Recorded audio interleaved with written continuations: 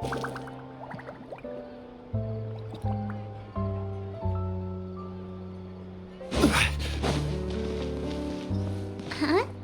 Do you also see Navia and Clorinde over there? They look like they might have run into some kind of trouble. Let's go check out what's going on!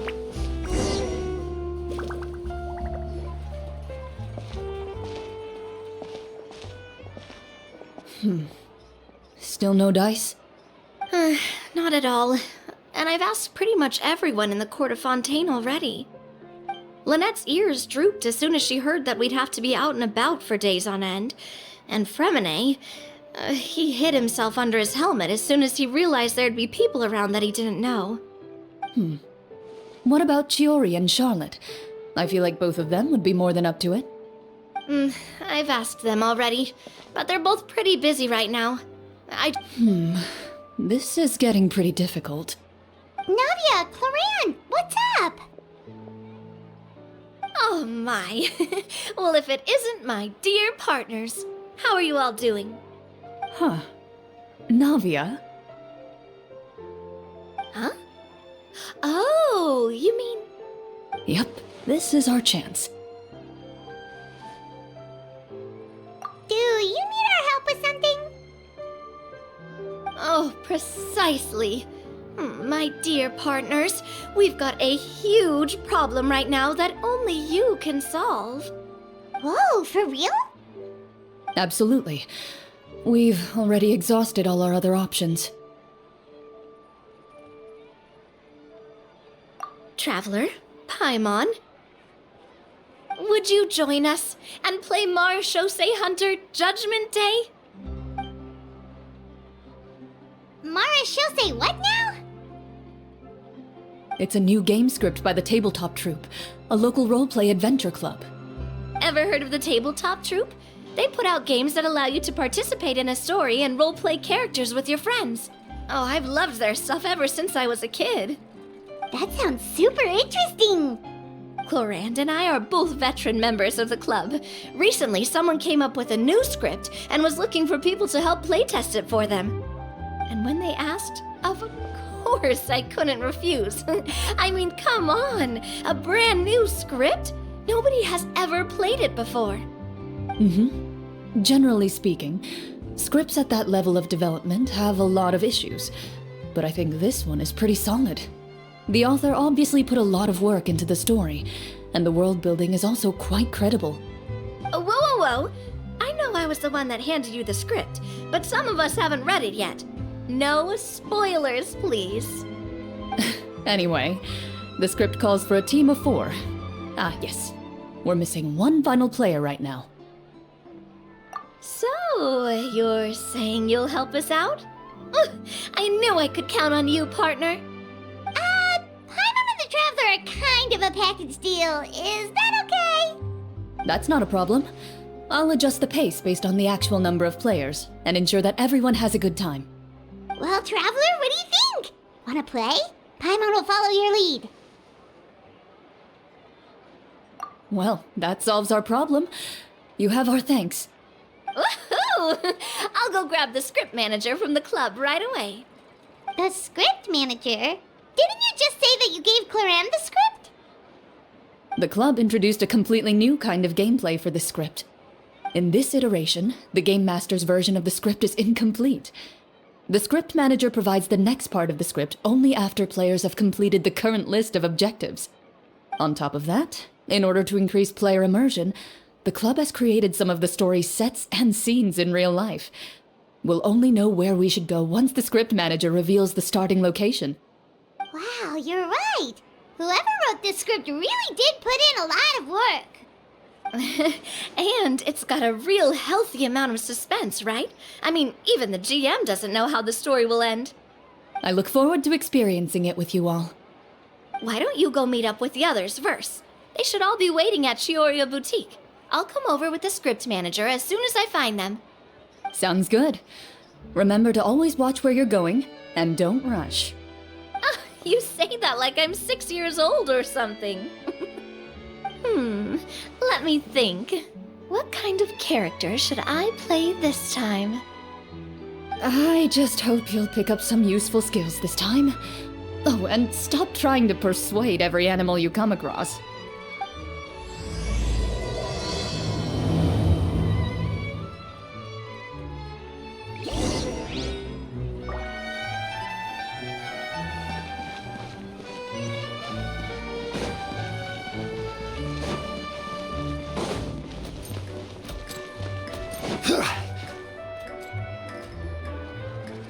Oh, sorry to keep you waiting. Ah, you're back! Huh? And you've got the Traveler and Paimon with you too! What a pleasant surprise. I assume you'll be joining us for the game then? Linny, Farina! Paimon didn't know you were playing too! Are you also members of the tabletop troupe? I'm more of a casual member if anything. I haven't taken part in many formal club activities. Lynette Fremine and I play something similar at the Hotel Bouffe Tété sometimes, but I'm usually the GM. Still, I'm sure it'll be fun being a player for the first time. I'm looking forward to it. Well, I'm not a member of the club at all. Clorinde simply woke me up first thing this morning, said there was a good script worth experiencing, and asked if I wanted in. If you're interested, I can give you a referral. That should give you a 40% discount on membership fees. I think I'll wait to see how this experience plays out first, especially when it comes to the quality of the script. If it's sufficiently fun, then I'll join.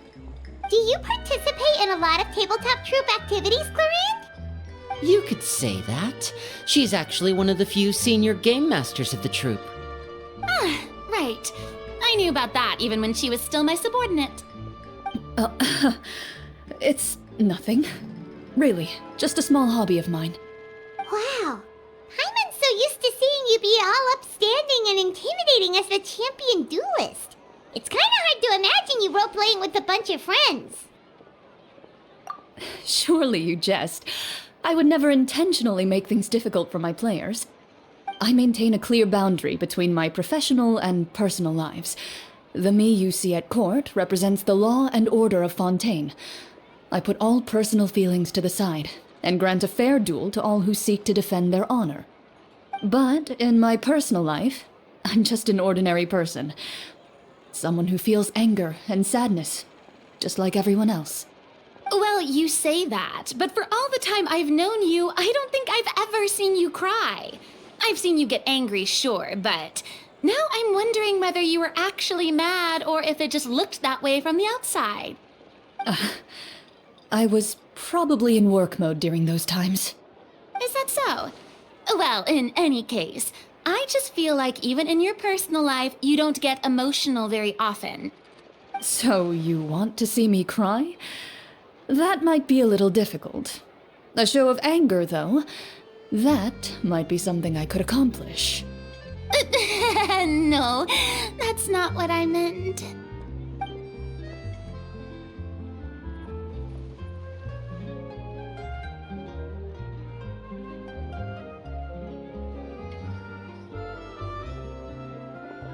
Ah, I'm back! Here, allow me to introduce you to the script manager, Mr. Florian. Pleasure to meet you all. Hello. Wait, are you a champion duelist too, Mr. Florian? Oh, no. This is just the costume provided by the club. I occasionally play a few of the roles in my scripts. That sounds like a lot of work. It's nothing. It's the least we can do to give the players a more immersive experience. Anyway, allow me to give you a brief introduction of the script. This script was adapted from the real history of the Marechaussee Hunters. You all will play the role of hunters from a bygone era and resolve a series of events unfolding in the capital. Paimon's not super familiar with the history of the Marechaussee Hunters. Is that a problem? Oh, no problem at all. I can give you a brief rundown. So, basically, Marechaussee Hunters were people who dedicated themselves to hunting monsters and protecting the city by using a special swordsmanship technique passed down over generations. Their story can be traced back to the ancient Remurian dynasty, as well as the first hunter, Cassiodor. But I'll leave the finer details for you to seek out and discover later. and I'll provide additional commentary as the story progresses. In that case, brave hunters, are you ready to set out on an unknown adventure? Whoa, just one sentence and it's like we're in the story already! Aha, I see many a determined gaze before me. Very well, head over to this location and begin your heroic journey. So, as we follow the story, it leads us to specific scenes? Ooh, sounds pretty innovative. What does the message in the envelope say? It's the exact location of the scene, as well as the formal permission to use the venue. Huh, seems like they have everything prepared. Please check all your belongings, everyone, and make sure you haven't forgotten anything. Once you're ready, please follow me to the designated location. Sounds good! Hunter Squad, move out!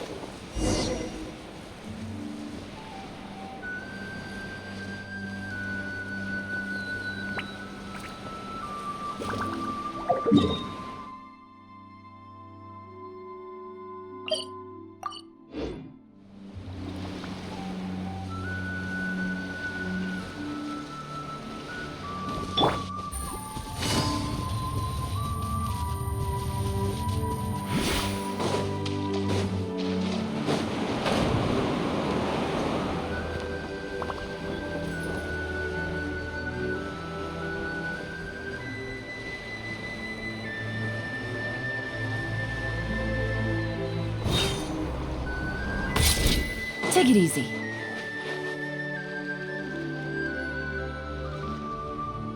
Whoa, they really have thought of everything. Even the phaetometer is here and ready to go for us. The phaetometer? What's that? It's a card that's used to determine action success or failure. We'll need to use it when we try to use certain skills. And what about all the dessert and tea? Is that for us as well? That's what the message said. Oh, really? That's so nice. It feels just like a tea party with friends. Those snacks have Paimon's name written all over them! I think you might be more of a snack hunter than a Marashose hunter, Paimon. Snack Hunter Paimon reported for duty! If there are delicious snacks to be found, Paimon will track down every last one! The desserts are great. But I'm still looking forward to the story more than anything. Very fair. Then, let us begin. First, please pick up the blank character cards in front of you, and write down your name and profession. You can find an abbreviated version of the rules printed on the back of your character card. If you have any questions, feel free to ask me. In this story, everyone is a Marashose hunter. To reflect this, the club has prepared a small badge for everyone. Ooh, nice! As hunters, you have proficiency in swordsmanship and fighting by default, so there's no need to allocate any additional skill points to those areas. Swordsmanship? So there's a fighting part to all of this? Paimon's not sure she can do all that on her own. Maybe Paimon can just stick with you? Why don't you share a character card then? The Traveler will be the Marashose hunter, and you can be her little floating assistant. Huh, kinda like in real life. So, for the name, do I fill it out with the name of my character? Yep, it can be any name you like. You can use your real name too if you want. I do that whenever I get too lazy to think of a new name. Oh, so it would be like experiencing a different life, but still as yourself. That's not a bad idea. In that case, I think I'll continue to use the name Linny then. Next up is the skill sheet. You have a limited amount of skill points that you can use to learn a number of skills. The more points you invest in a particular skill, the easier it will be to pass associated checks. I'll take persuasion and investigation. Those are must-haves when it comes to missions like these. Oh, those skills sound like they'd be useful for gathering intelligence. Good idea, Navia. Just as expected of a veteran player. So, should we also take those skills then? Not necessarily. Since we're working together as a team, we could leave the negotiations to Navia and use our skill points to pick up other useful skills. For example, I think I'll take stealth and sleight of hand. That will give us more options if we run into any situations we can't negotiate our way out of. Oh, interesting. I wasn't thinking about it like that. I suppose it's not so different from an acting troupe. Everyone has their own role to play. Let me see.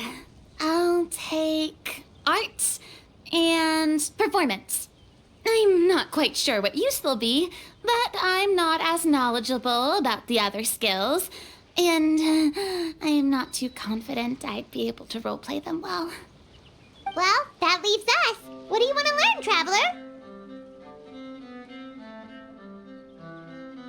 Ha! Gotta say, this suits you really well. Nothing boosts morale like good food.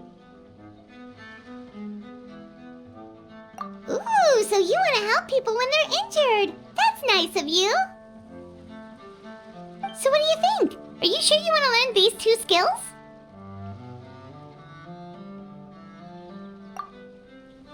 Let's see. Oh, looks like you each have enough points to choose one final skill. You've all picked such classic skills. It's fine to go a little bit out of the box, you know. Why do I get the feeling she's getting ready to cause trouble? For example, this one here. Summon. Doesn't it sound super mysterious and cool? Oh, I saw that one just now as well. The description says, this skill can be used under certain circumstances to summon characters or creatures that fit the script's world-building rules. The script's world-building rules, huh? But how are we supposed to know what a Marashose hunter can summon? Oh, that's not for us to worry about, my friend. Just learn the skills that interest you, and the GM will take care of the rest. All right, you've convinced Paimon. Let's learn summon then. Paimon can't wait to see what kind of thing shows up. Well, now that everyone's more or less finished creating their characters, we can begin. Since 2 of our players are doing this for the first time, though, let me ask. Would you like to play on easy mode or authentic mode? What's the difference between the 2?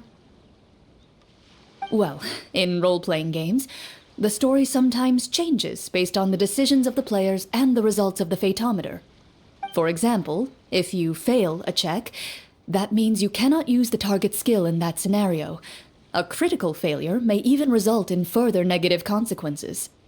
If you choose to play in authentic mode, every time you elect to use a skill, you'll need to use the Fatometer to see whether you succeed or fail, and face any consequences that may follow.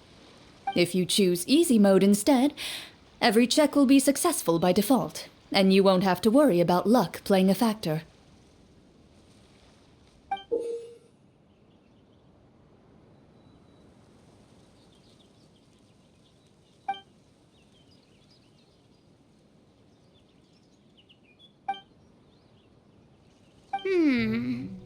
Given that I'd like to focus on the story, I suppose I should pick easy mode.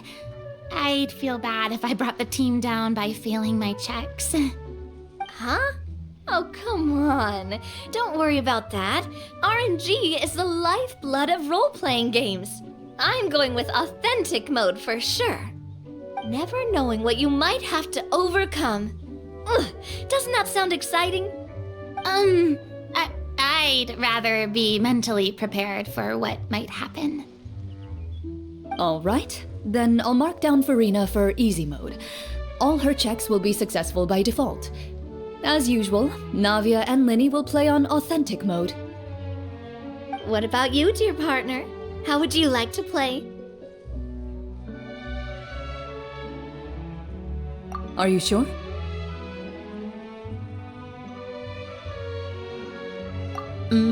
No need to worry about the pesky phaetometer.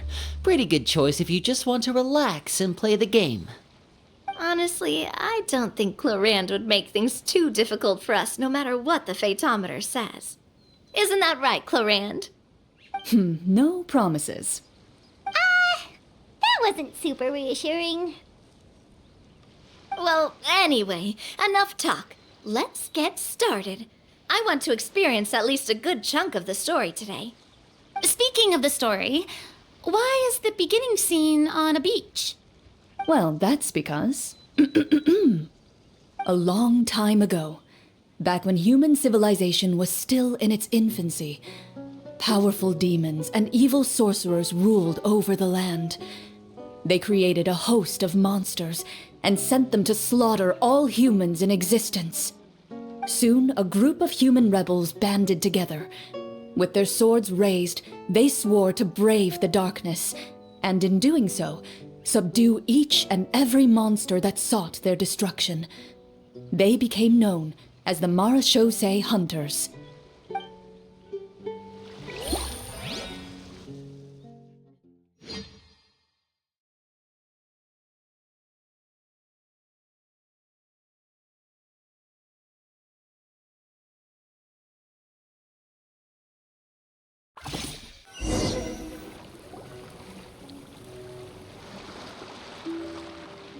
Sometime later, as a member of the Marachose Hunters, you receive a commission.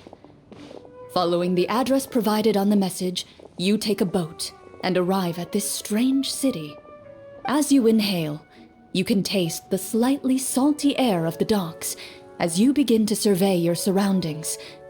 There aren't many people in the vicinity, but you do take note of a few others who, like you, seem to be sizing up this place.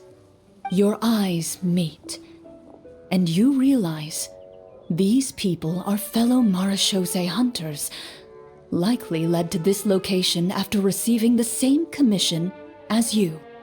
You're all Marachose hunters too, right? Allow me to introduce myself. The name's Navia, monster hunter by trade and helpful neighborhood businesswoman on the side. What say you to traveling together? We can help each other out on the road. Okay, count me in. My name is Linny. I've been wandering since I was little and picked up a few less than legal tricks along the way. I was adopted by a Marachose hunter and later chose to follow in his footsteps. Is this where you introduce your character to everyone? It sounds like they've done this dozens of times. My name is Farina, and, I grew up in a noble family. I always had a strong interest in performance and the arts. Even though I'm a Marachose hunter, what I really want is to be a performing artiste. Hey, that's really cool. You can do it, Farina. That's exactly how it's done. Paimon is Paimon, a good friend and companion to this Marachose hunter right here. I've been studying medicine ever since I was a child. I want to do my part to eradicate these monsters and use what I've learned to heal others. Oh, welcome, welcome. When we face the monsters, I'll make sure to charge in front to give everyone some cover. You can take care of the healing at the back. You open your envelopes at the same time. The message reads, "To the honorable and trustworthy Marachose hunters, our kingdom is currently facing a grave crisis. The lands outside the capital have been overtaken by monsters, and our people are being led astray by forces of wickedness. We beseech you, please help us resolve this crisis and return peace and stability to our home." Huh. The layout of this city looks super familiar. It kinda reminds Paimon of Mondstadt! The scriptwriter must have used a real-world city as a reference when coming up with the map. As experienced hunters, the layout of the city reminds you of places once traveled. You recall the sight of tree-lined streets and the gentle tranquility of days gone by. Yet, as you regard the city in front of you, it appears to be little more than an empty shell. Its hollow gates are open to you, beckoning you to come forth and bring salvation back to the town. I carefully read every line of the letter and turn my attention to the signatures at the bottom. Who issued this commission to us? You see a long string of unfamiliar names. It would seem that many of the residents of the city issued this commission together. They sensed that things were not right within the kingdom and sent a distress signal to the outside world. In that case, why don't we take a walk around the city and see if we can learn anything from the local residents? Oh, good idea. We might be able to get some leads on the monsters and bad guys we're after. You look up and see a tavern nearby. It appears to be open for the day. Why don't we go check out that tavern? If the novels I've read are anything to go by, taverns are usually full of information.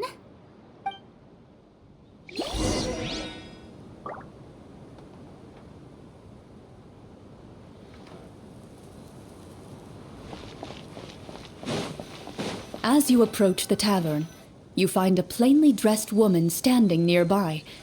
She appears to be rather troubled about something.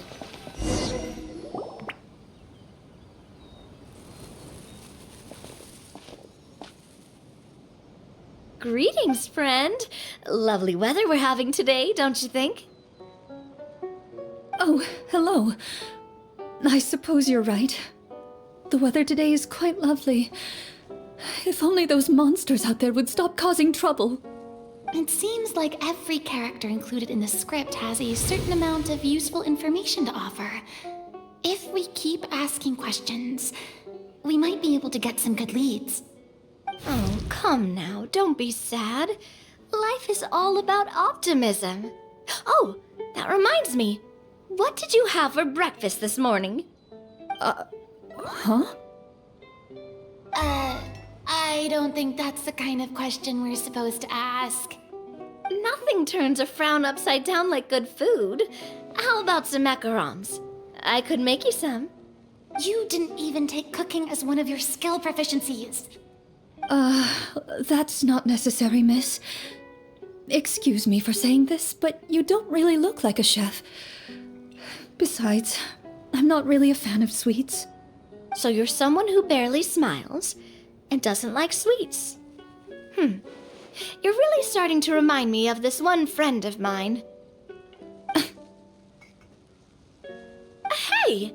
Did she just... me?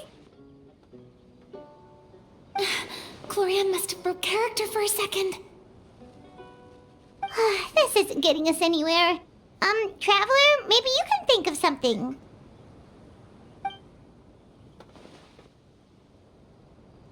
Are you sure?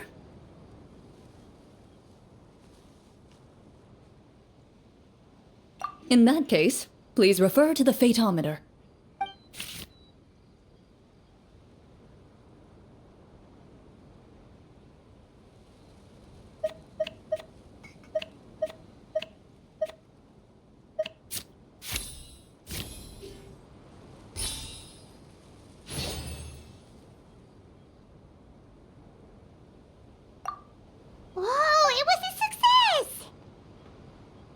You remain silent as you prepare a pot and fire to use for cooking. The woman stares at you with her mouth agape as you skillfully cut the ingredients and toss them into the pot. After some time, a rich aroma begins to fill the air.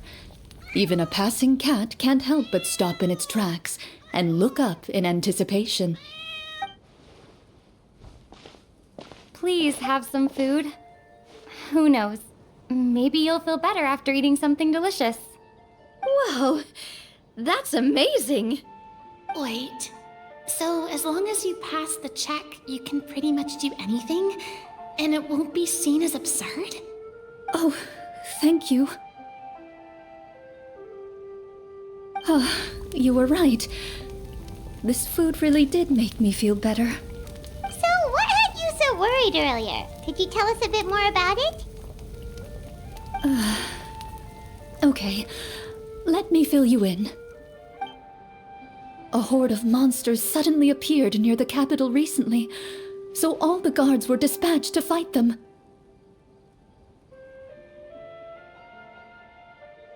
Do you remember when those monsters appeared? I'm not completely sure. All I know is that my husband was dispatched to fight them 3 days ago. Do you know where he was sent? It all happened so fast. When we said our goodbyes, he couldn't even tell me where they were sending him. You have our thanks, friend. We'll find and defeat those monsters as soon as possible. We sincerely hope your husband will be able to return to your side soon. Thank you. Don't worry. We'll find him. Just try to remain optimistic and wait for good news. We don't always get to choose what happens to us. But we do get to choose the little things, like what we eat and how we respond to the things life throws our way. I hope that one day, you too will recognize the power of something as small and inconsequential as a delicious dessert.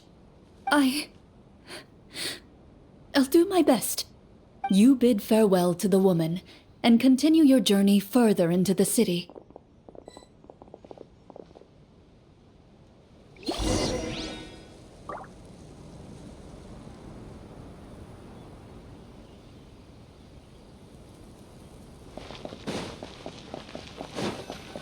As you venture further into the city, the streets appear largely empty. An elderly woman walks past. You see her shake her head as she puts away her wrinkled wallet. A nearby merchant folds his arms and gives you a disdainful look. You get the impression that he's someone who has long gotten used to the sight before him.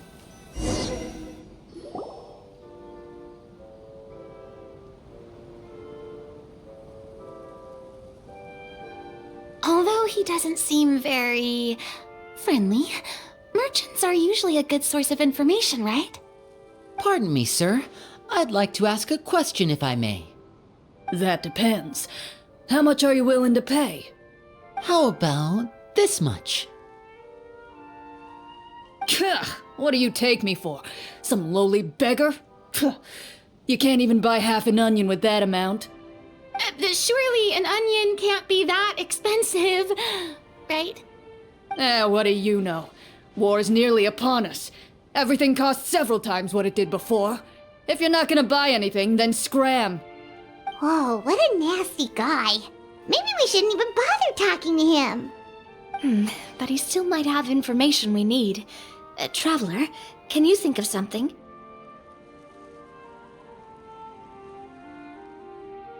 Sir, we came to this city to solve the very problem you seem to be referring to. The war you mentioned, would it happen to be against the monsters outside the city? If you happen to be well informed and know a thing or two about what's going on, we'd appreciate it if you could share that information with us. After all, the sooner this problem gets resolved, the easier it will be for you to do your business.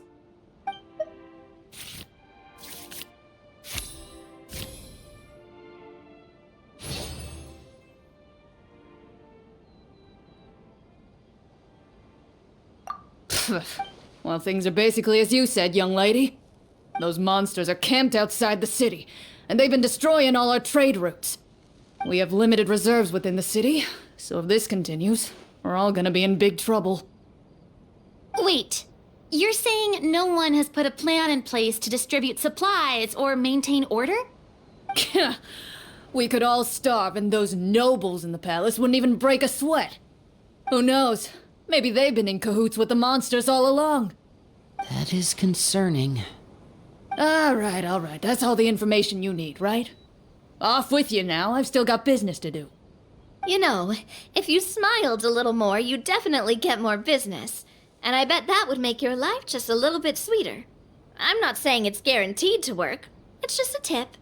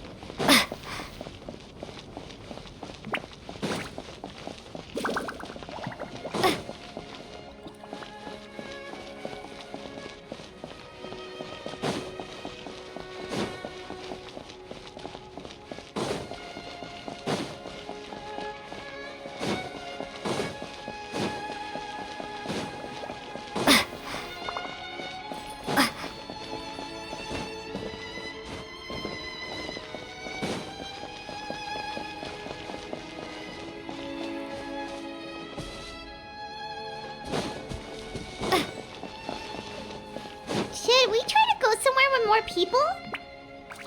Oh, how about the city square? Follow me.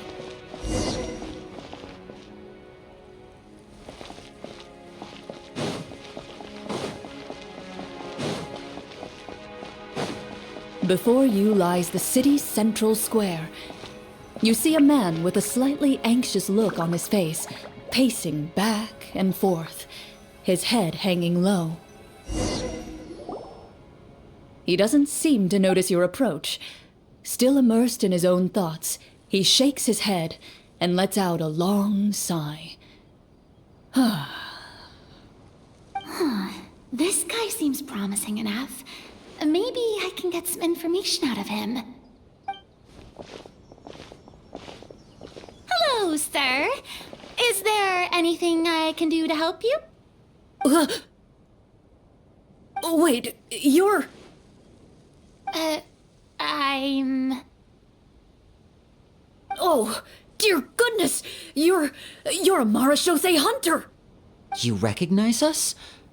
Ah, are you one of the people who wrote the commission letter? Yes, yes! Oh, I didn't expect you to actually come. Oh, what great news! The city is saved! What happened here? Alas, we once lived comfortable, carefree lives. This city used to be free of monsters. The first Marashose hunter, Casiodor, the Golden Hunter, he was the one who drove them back.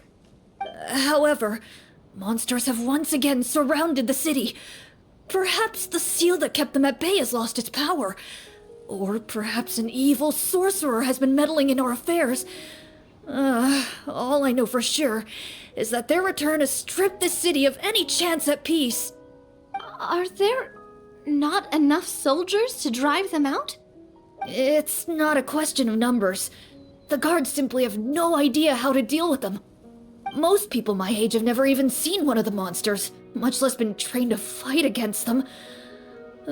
What's worse, many of us don't even know the history of the Marashose hunters anymore. When I was a child, though, my grandfather would tell me stories about how the Marashose hunters drove back the monsters.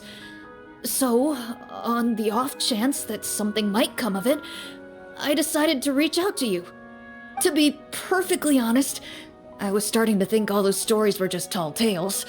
But now that I've seen you in person, I finally know that it was true! Well, you can rest easy, friend. The righteous and formidable Marashose hunters are on the case. The man is touched by your determination and resolve. His eyes begin to well with tears of relief. Still, if we are going to hunt the monsters, we need to know where to find them. Can you give us any leads? All I know is that the area outside the city is dangerous. I'm afraid I can't point you toward a specific location. Oh, although, if you leave the capital through the main gate and follow the road, you should run into a group of guards. They might know more about where to find the monsters. I see. We'll go look for them then. All right, be careful. Oh, and one last thing. The monsters outside the city are just part of the problem. There are evil sorcerers inside the city as well, so be on your guard. They're actively working with the monsters, and have corrupted the court ministers with malicious magic. They're the reason why, even inside the city, everything has been a giant mess. Even one of our kindest ministers has turned into a boorish and unreasonable figure, interested in nothing but enacting laws that exploit the people. Who knows how much longer we'll be able to go on like this. Talk about being stuck between a rock and a hard place. I feel bad for him. Maybe we should try to cheer him up? Hey, not everything can be solved with food. I appreciate your kindness, but for now, it's more important to focus on the crisis at hand. Brave hunters, I leave the future of this kingdom to you.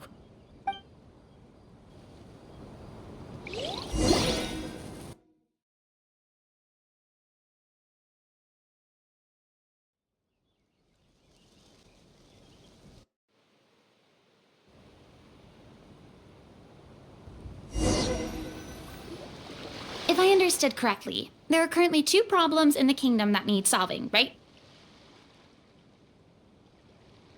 Exactly. We need to defeat the monsters outside the city and take down the evil sorcerer stirring up trouble from within. But which problem should we tackle first? Well, this seems like a good moment for a break. Take some time and discuss what you want to do. Let me know when you've made your decision.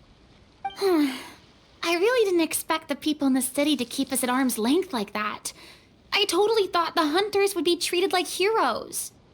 Well, Clorinde said the script took cues from the real history of Fontaine, right? Maybe the real-life Marashosei hunters were also treated like that. I wouldn't say it's a perfect representation of history, but there are definitely some similarities. Would you like to hear more about it? Sure. As long as it doesn't spoil anything in the script. You brought up bits and pieces of the hunter's history before, but it was all in passing. Paimon wants to know too! The hunters were super powerful, right? Were they all from a special line of supernatural beings or something? Kinda like the yokai in Inazuma? No. All Marashosei hunters were ordinary mortal fighters. The only thing that set them apart were the special sword techniques passed down over the centuries. Huh? So you mean anyone could become a Marashosei hunter? In theory, yes. All you would need to do is survive the rigorous training and master the swordsmanship techniques required to fight the monsters. Still, most people dropped out at the early stages, and others called it quits the minute they saw a monster in person. To become a hunter, you must be strong in both body and mind. What kind of monsters did the hunters fight exactly? Oh, and the evil sorcerer the script mentions. Did they exist in real life too? The land of Fontaine once played host to an ancient dynasty known as Rapperia. After that dynasty fell, monsters began to appear, intent on obstructing humans from establishing a new social order. One of the ancient sorcerers of Rapperia used his power to assemble a formidable army of golems. He sought to use that force to establish himself as king. Now, wait a second. Don't tell me that guy was the inspiration for the evil sorcerer in the script. We still haven't found any in-game information on him yet. So, why don't you talk about someone else for now? Well, I wasn't planning on going into anything you might be able to find out in the game. But if you want me to talk about something else, then... How about Casiodor, the Golden Hunter? Or Egeria, the ex-Hydro Archon? Wait, but those people are all from a super long time ago. Where did you learn all this, Clorinde? From my master. By master, you mean Miss Petronia? Is someone you know? Absolutely. Miss Petronia and my father were good friends. Back in the day, she would often bring Clorinde over to play, but then... Let's not get off topic. Anyway, back to what I was saying. Responding to Egeria's call, a number of warriors followed Casiodor into battle against the monsters. This group of warriors, under Casiodor's leadership, became known as the Marashosei Hunters. Yet, as Fontaine entered an era of peace, their work gradually became obsolete. The Marashosei Phantom, originally an association made up of hunters, eventually came to be predominantly comprised of Melusines. Ah, I see. That explains why most of the people in the script have forgotten the hunters or think of them as nothing more than a legend. Is that really a bad thing, though? It can get tough always being the one shouldering everyone's expectations. Depends on who you ask, I suppose. If the name of the organization no longer commands respect, investigative work is bound to suffer. Speaking of investigations, which problem should we tackle first? Monsters or evil sorcerer? I vote monsters. That's the main duty of the hunters, right? We can come back to the sorcerer later. Well said, Miss Farina. Plus, if the sorcerers really are the masterminds behind this whole thing, defeating the monsters could give us some clues on their intentions as well. What about you, partner? What do you think? It's decided then. All right. After some discussion, you decide to turn around and head out of the city.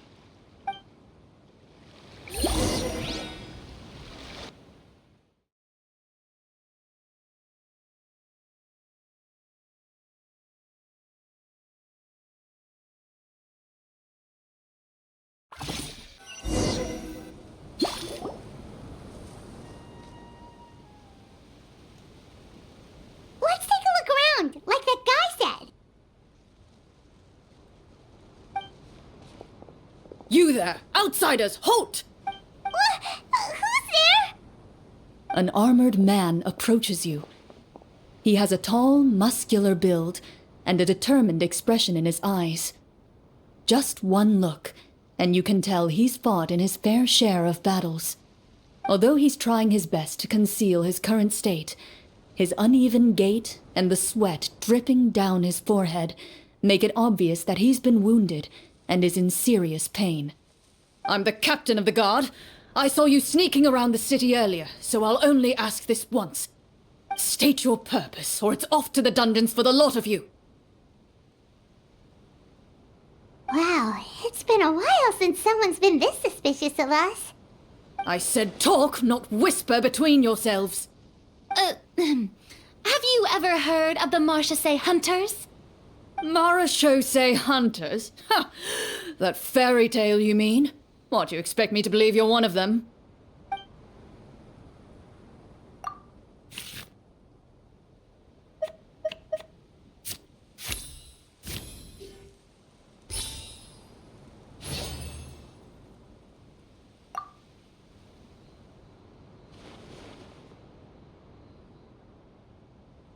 Using your knowledge of medicine, you're able to deduce that the injury on his calf was a monster's doing, and the wound has already begun to fester.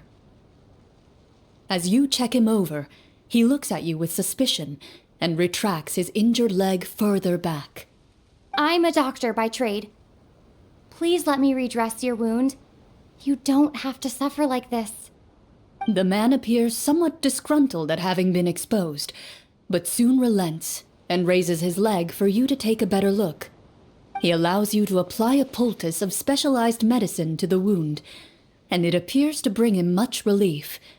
The tension in his brow eases. All right. Guess you lot might actually be real Marachose hunters after all. In any case, you've successfully treated my wound. So, what do you want to know? Do you know where we can find the monsters, or the other guards who are fighting them?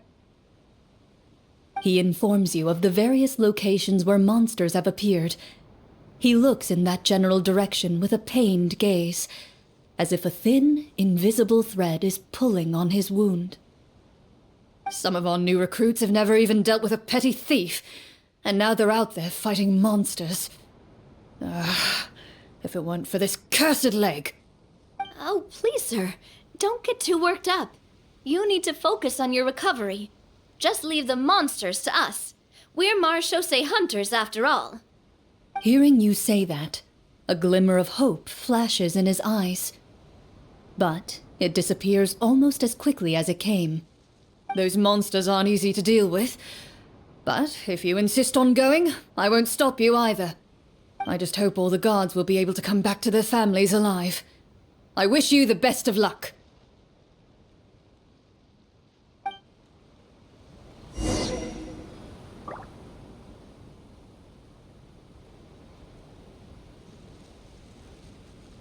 Based on what the captain said, the monsters should be right up ahead. Let's go. Hopefully we're not too late.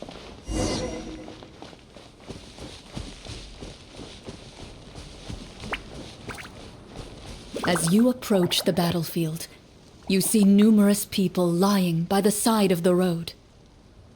They appear to be dressed like guards. Their faces are filled with desperation and terror. Some are screaming and cursing in vain, as if still trying to banish the monstrosities they saw from their minds.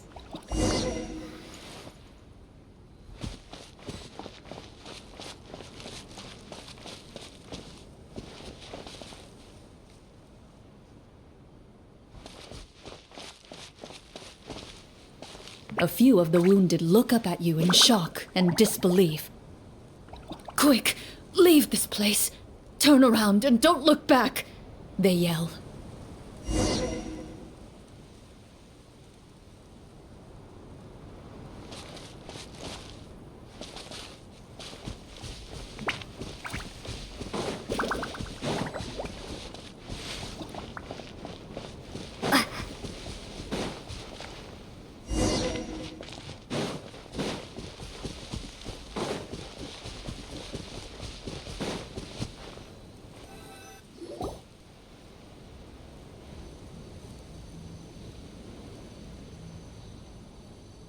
This is the place he mentioned, right?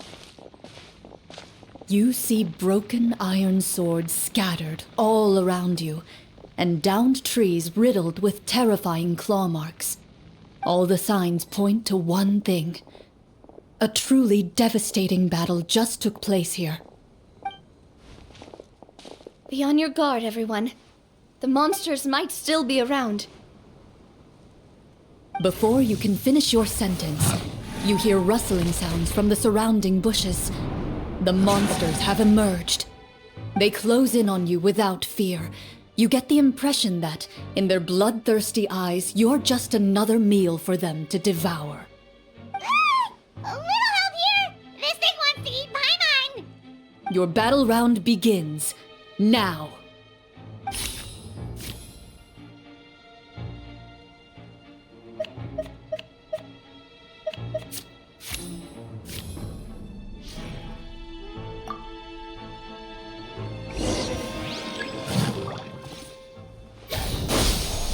Watch out! Coming at ya!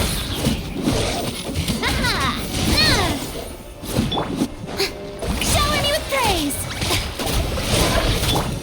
Step right up. Scatter! Coming at ya! The next battle round begins now. Fire! Well, with rocks. Let's get this show on the road. Yeah. How brilliant! Let my make echoing song!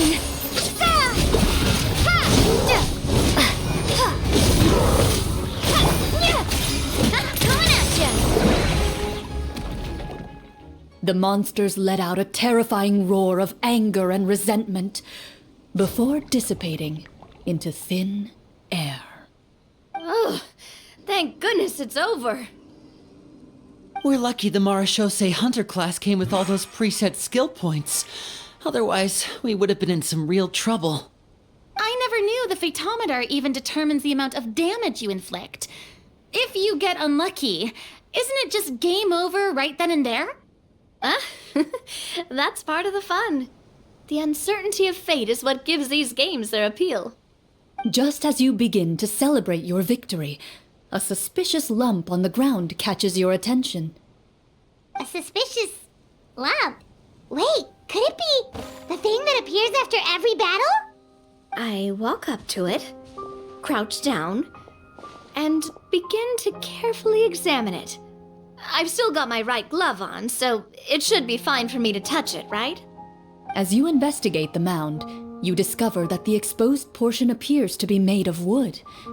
It was previously obscured by the large form of the monsters. With the monsters gone, the small protrusion now awaits your discovery, poking out of the ground like a shy flower bud. Whoa, it's a treasure chest!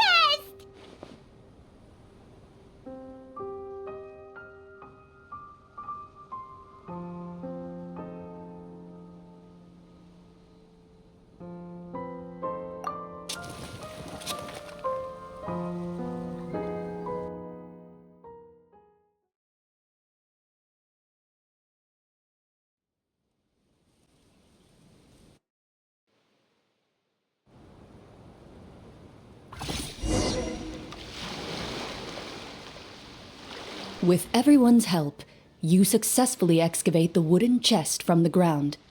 Even without opening it, you can tell from the mora and jewels scattered around the chest that it must contain quite the fortune. Makes sense. We worked hard for this. Let's open it and we can share what's inside. I can understand your excitement, Paimon, but think about it. Doesn't it seem like there are people out there who need this treasure more than us? Yeah. Think about all the people suffering in the capital. Or all those guards who got hurt fighting the monsters. Wouldn't it be better if we gave the treasure to them? Wait, is that how it works? Paimon thought since we were the ones to dig it up, we could just take it for ourselves. Well, let's put it this way. Any decision you make during a role-playing game can impact the future course of the story. But would the people really believe us? It's hard enough for us to prove we're Marcia Say hunters. What if they think we procured the treasure illegally? They might get even more suspicious of us. That's definitely something we should consider. Maybe we can come up with an explanation in advance. Well, if donating it could cause that much trouble, why don't we use it to buy some gear and fill up on good food? Then we'll be ready to fight even more bad guys. Looks like you're facing a difficult choice once again. Well, it's getting late.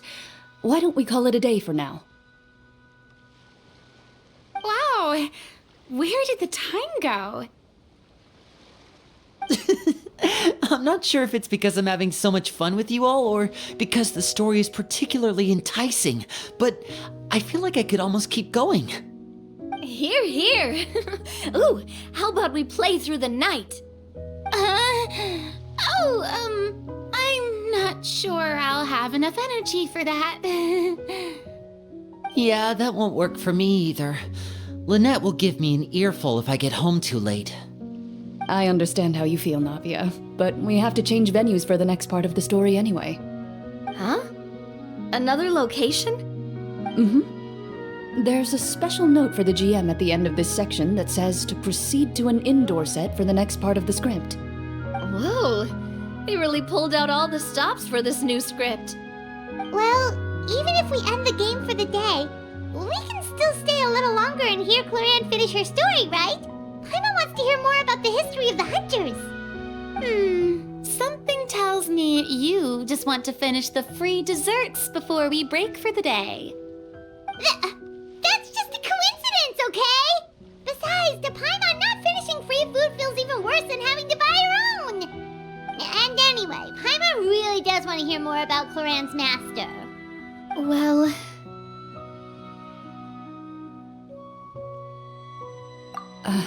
It's nothing. I appreciate the concern, but it's all in the past. It won't do any harm to share these things now.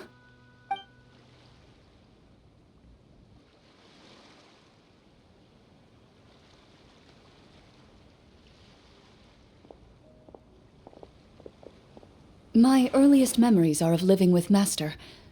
According to her, she saved me from certain people of ill repute. My birth parents had left me behind some time before that. What a heavy beginning for a life story. Master was a fascinating individual, if inexperienced in the ways of raising children. My first ever toy was a short sword. Although I suppose it wasn't so much a toy as something Master removed from her waist and handed to a noisy child in need of distraction. Oh wait, so she handed an actual sword to a child? Isn't that dangerous? Did you hurt yourself? Of course I did. I cut my palm and bled quite a lot. But Master was not concerned. She just stood there and casually lectured me about it. See, that's what you get for not holding the sword properly, she told me.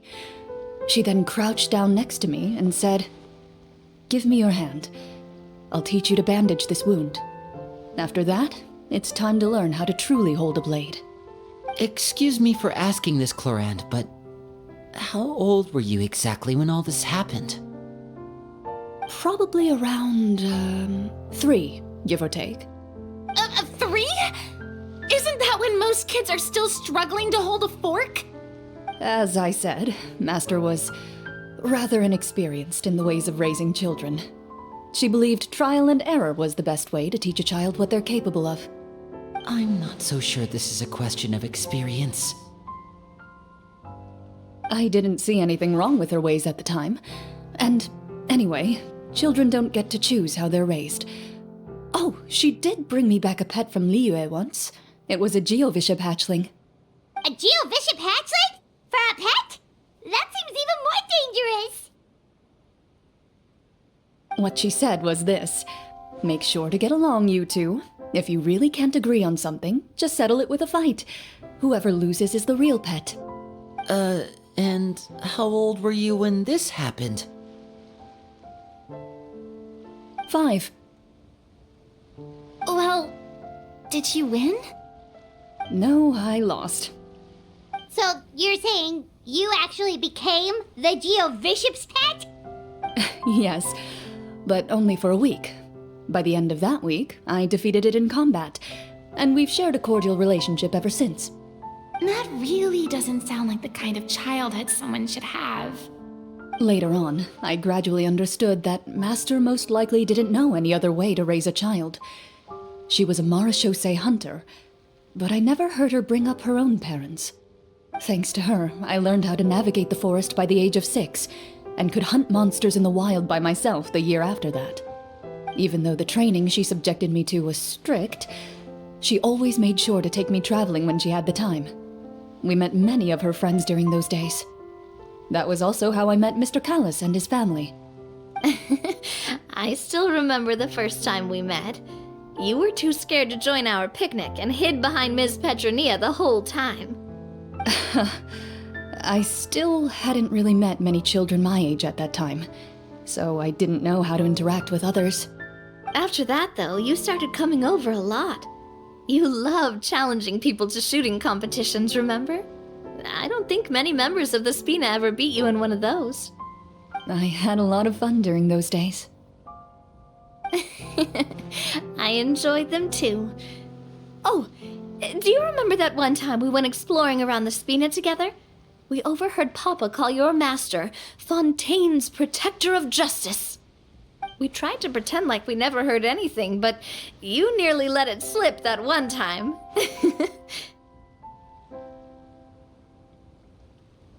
Protector of Justice? Oh, wait, you mean that vigilante hero from 20 years ago? The one who is always active at night? Yep, that would be her. She often would put on a black cloak and go out at night. I never knew where she went or what she was doing. Until, like Navia said, we overheard the truth from Mr. Callis that night. 20 years ago, huh? I still remember the guards leaving all kinds of witness reports about her on Nervalette's desk. My apologies. Oh, there's no need to apologize. You had nothing to do with it. And anyway, everything she did was for a good cause. Although, calling herself the Protector of Order was a bit much. Especially when she deliberately operated outside the law. Huh? When did the Protector of Justice become the Protector of Order? Oh, she had a bunch of code names. I heard she would just come up with a name on the spot whenever she was asked. Later on, she probably got sick of answering those questions and decided to stick to just 2. The Protector of Justice and the Protector of Order. That sounds like her, all right. I bet she forgot which of the 2 she'd use by the time she got back each night. Well, she certainly sounds like a fascinating individual. With her strong sense of justice, it's no surprise her student followed in her footsteps. It's true. I always wanted to become like her. Someone powerful, independent, and with a strong sense of conviction. But...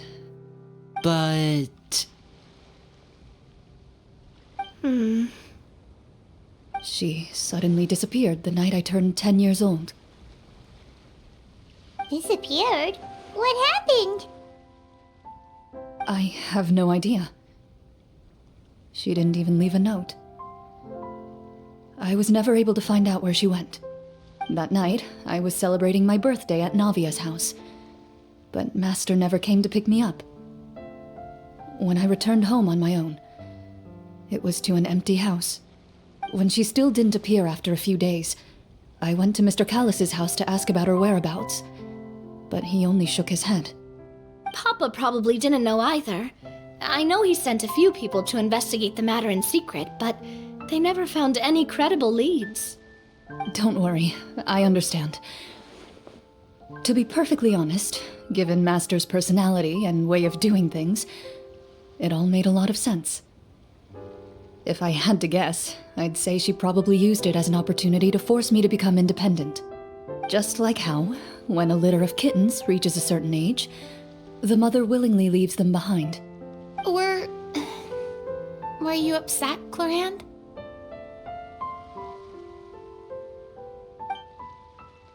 I was at first, but not anymore. I don't believe Master would suddenly disappear for no reason. There must have been something she just had to do. Well, despite everything, you still managed to follow in her footsteps and become the greatest champion duelist in all of Fontaine. You're practically a living symbol of law and justice.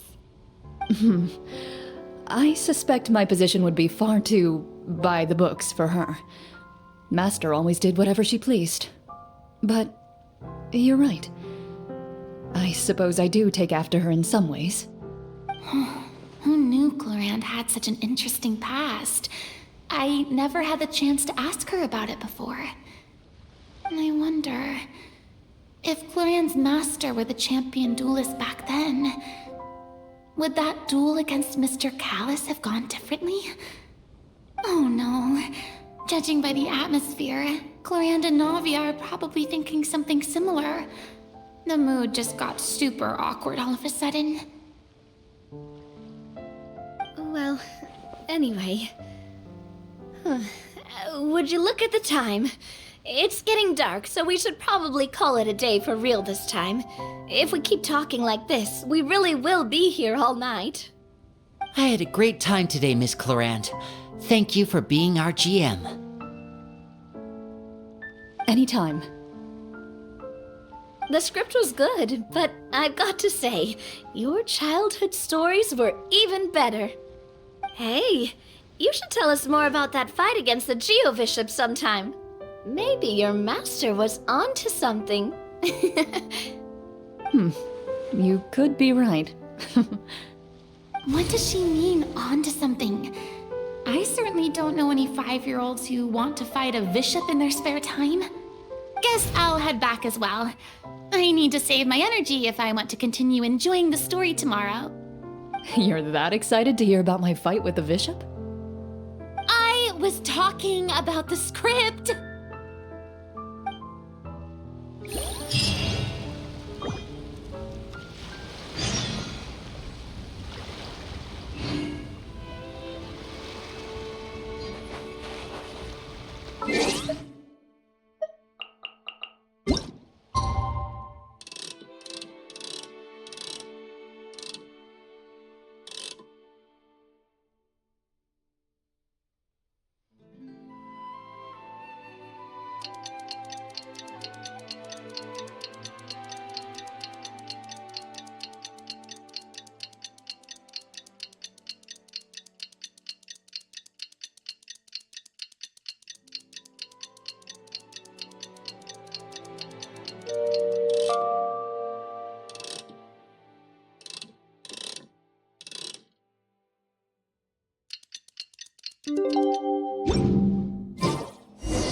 Let's go meet up with the group. Paimon's really looking forward to today's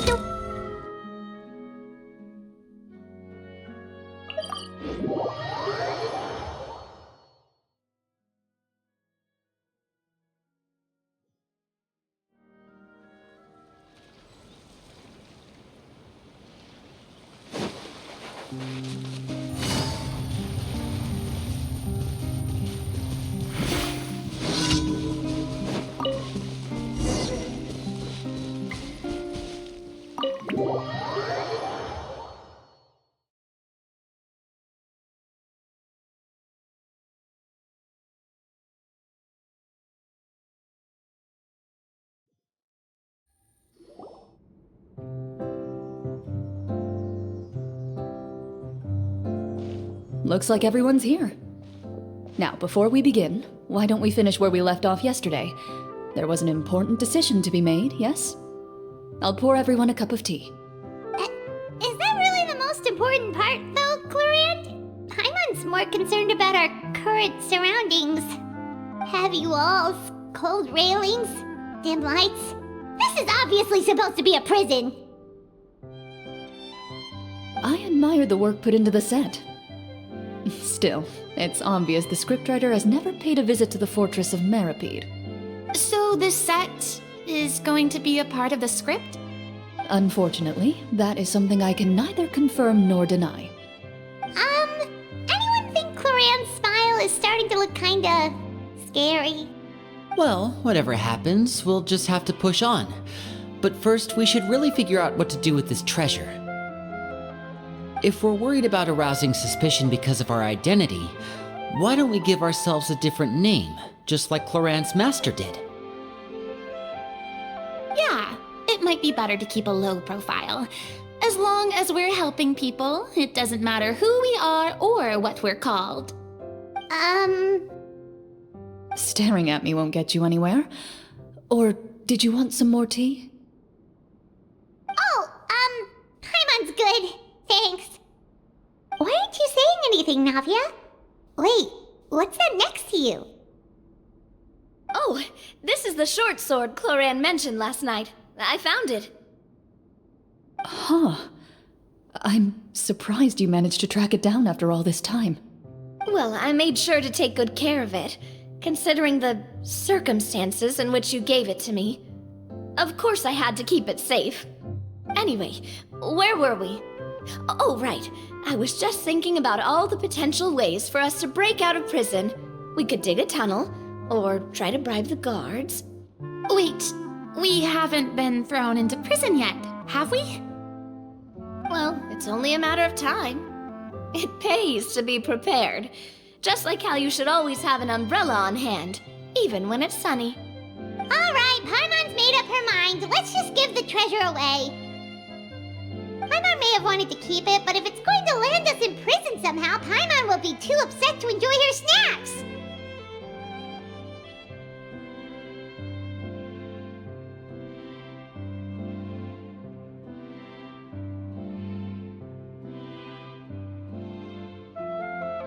So, you've reached an agreement?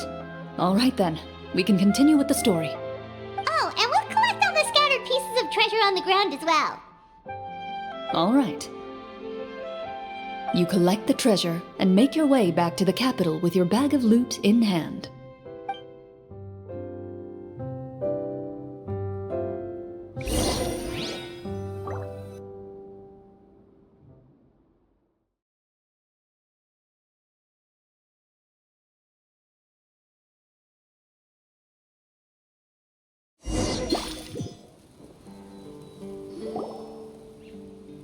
The city is still shrouded in a gloomy, oppressive atmosphere, but your spirits are surprisingly high. In places where sunlight struggles to reach, you generously share your wealth with the children, the elderly, and the poor in urgent need of help. Thank you, kind soul. The elderly woman's look of gratitude follows you as you walk away, her eyes never leaving your back until you move entirely out of sight. However, there's still quite a bit of Mora remaining. It appears you haven't made much progress. She's probably trying to tell us to speed this up. We need to hurry up so we can address the sorcerer problem. Should we go find that man again at the square? He seemed like a pretty responsible guy. I'm sure he knows the people here far better than us. Oh, good idea! Just as you start to make way to the square, intent on finding the man again, there's a voice.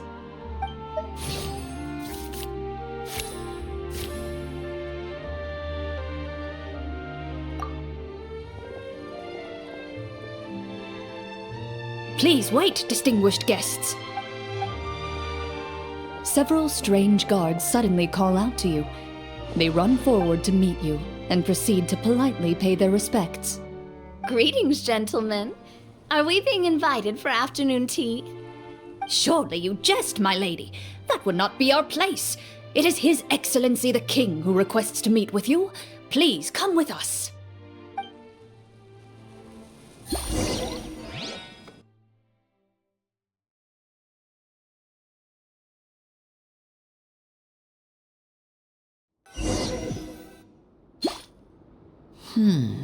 Do you think this could be a trap?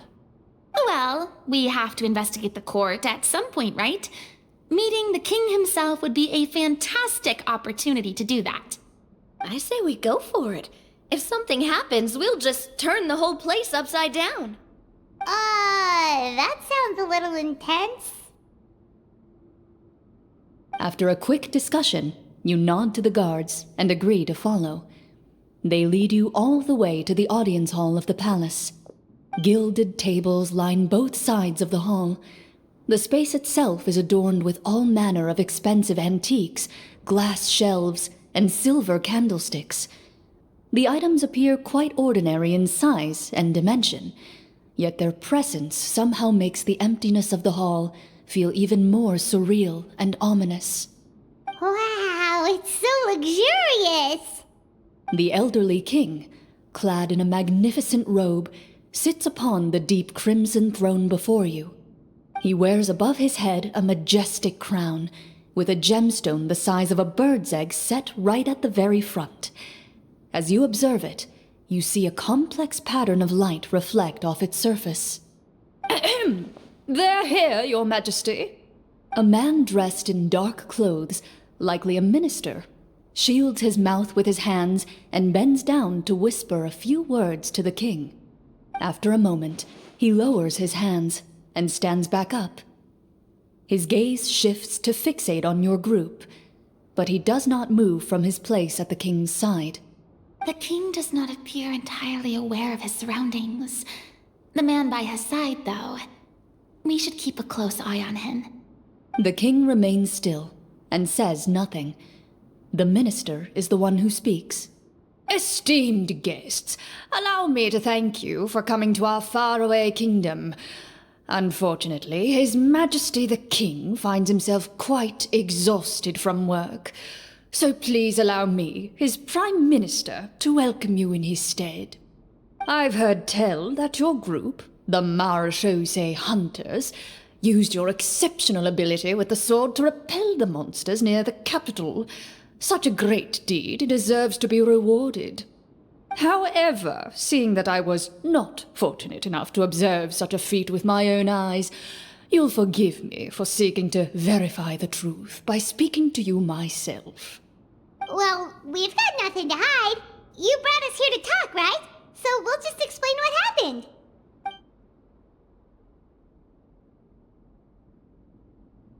The golem's blades were so powerful, they could cut down trees in a single swipe. It took a lot of effort to defeat them, even for trained swordsmen like us. Well, that was enough details, right? Believe us now? Your account does indeed match those of the survivors. Since you were the ones who defeated the monsters, that must mean you are also in possession of the treasure they stole?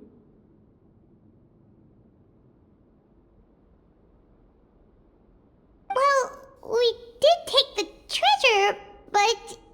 How did he know about the treasure? Then I must ask that you return it at once.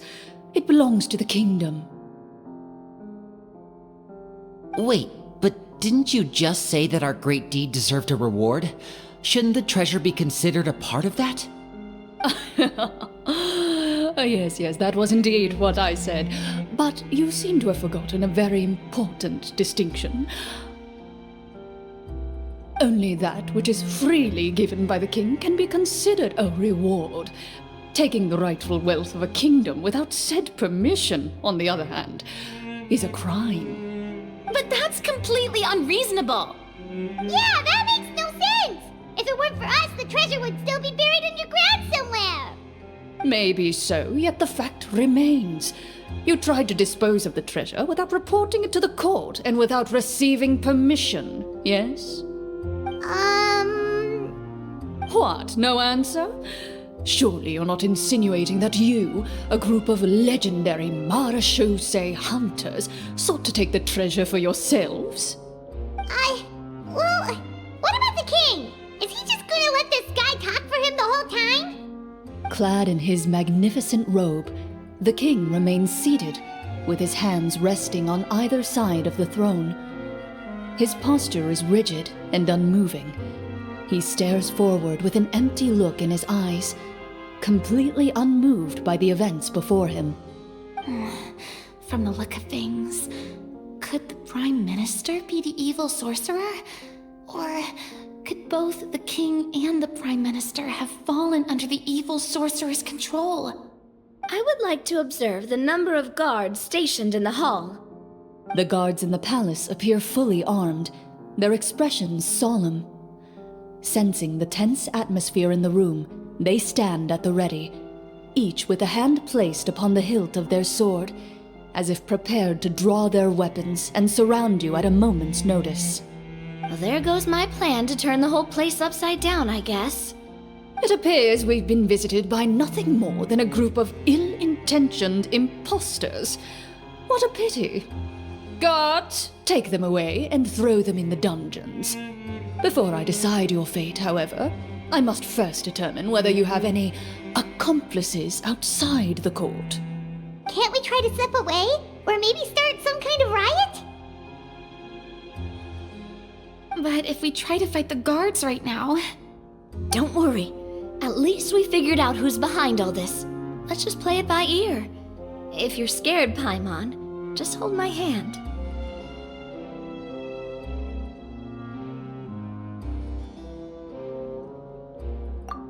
Thanks, you guys. You allow yourself to be led away by guards surrounding you on both sides. It's only when you begin to feel drops of water falling from the dungeon ceiling and smell the stench of death and decay all around you that you finally realize you've stepped into a completely different world. Stay here, and don't try anything funny. The guards lock the cell door and leave without looking back. Wait, sir! Your voice echoes through the dark hall, but the only response you receive is the sound of water dripping from the ceiling. No! What should we do now? Carve out a new path of fate with our own two hands, of course. I draw my weapon. You reach toward your waist, but find nothing there. You now recall that your weapons were confiscated before the guards locked you in the cell. The bag of treasure along with them. What about that knife I hid in my boot? When did you hide it in there? When I was thinking about digging a tunnel. Rejected. You failed to inform the GM of this course of action. Moreover, the guards would have conducted a thorough search before throwing you in prison. And the keys to the cell aren't anywhere to be seen? Correct. You don't even feel a lock hole on the cell door. Oh, well, there goes all our plans. Indeed. Huh? Why are you the one saying indeed? Because that statement holds true for me as well. This is where the script ends. What? But that's a terrible ending! Generally speaking, this should be the point where the scriptwriter gives the players some kind of hint, or gives the GM some kind of code for how to move forward. I mean, maybe they just really wanted us to be immersed in the feeling of being in prison? Like, they'll only show us the way out once we've grown truly and utterly desperate? That is a possibility. If only there were desserts and tea in real prison. Oh, wait, guess that's kind of how the Fortress of Meripede works if you're lucky. Oh, before I forget, Navia, the short sword you had with you earlier.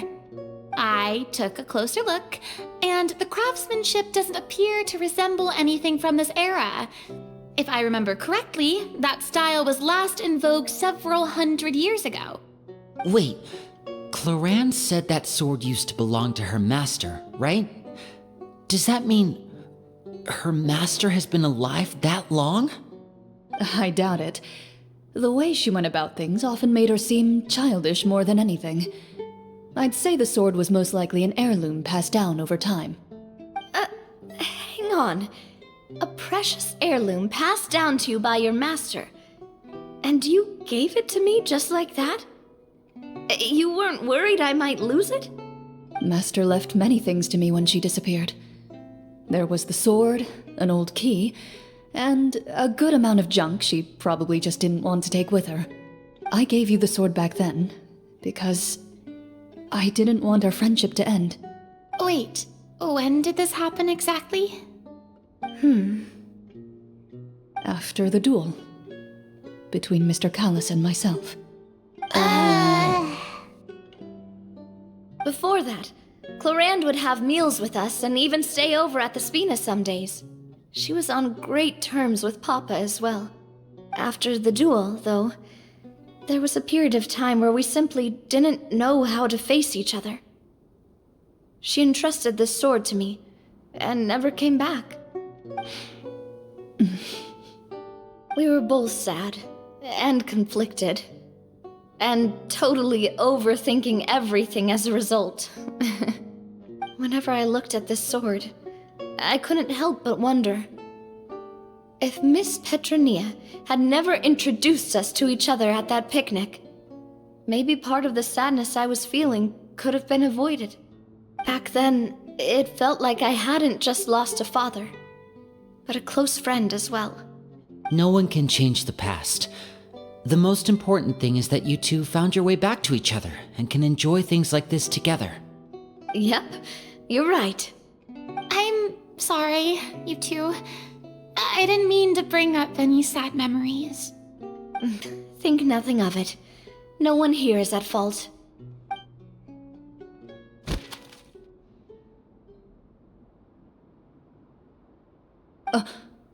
Huh?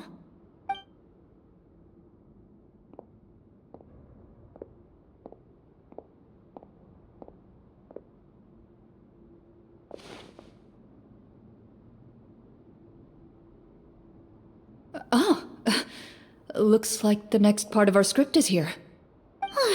Perfect timing. The situation was really starting to get desperate. And not just because of the prison thing. From Clarenne's face, I really can't tell if it's good news or bad news.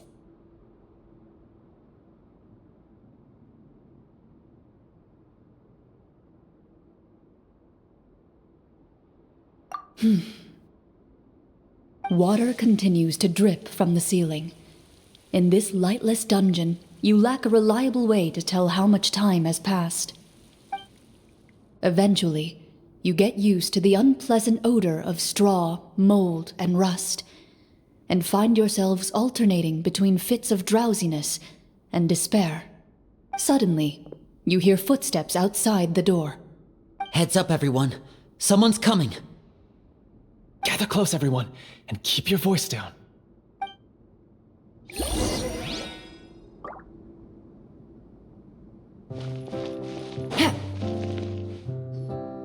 Who are you? I work as a guard in these dungeons, but my true identity is the same as your own. I'm also a marechaussee hunter. Huh? Shh! I've already sent away the other guards, but if we make too much noise... I understand, but how can we be sure we can trust you? The king has issued a formal decree. In light of the irrefutable proof of your crime, you're to be executed before tomorrow's sunrise. If you want to escape, it has to be now. Executed? We barely did anything!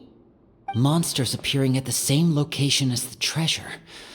Could this entire thing have been a trap? There will be time for speculation once we're out of here. As for my identity, I have no way to prove that to you just yet. Infiltrating the capital was difficult, and finding a chance to speak with you has taken a lot out of me. I could go on, but I think we can all agree that now is not the time for details.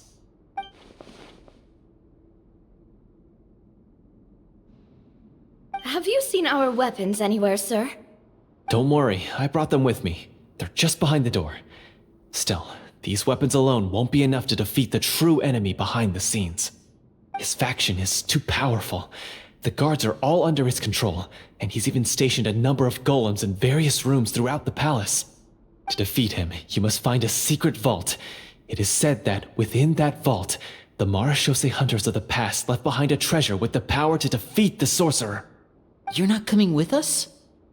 No, I'll remain in the dungeons to deal with the guards. I'll try my best to distract them so they don't go after you. As long as my identity is not revealed, I'll be able to aid you when the final battle comes. In that case, please stay safe. Thank you for your concern. I will do my utmost. As for the location of the vault, here, this map should lead you there.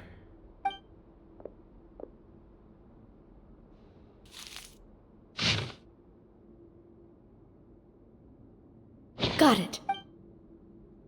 All right, once I open the door, remember to stick close and refrain from making any noise. I'll lead you out of here as quickly as possible. You now have the chance to restore the honor and legacy of the Marashose hunters. So please, get out there and reclaim what's ours. And be sure to exercise caution. With the help of the guard, you successfully escape the dungeons. Your sense of despair and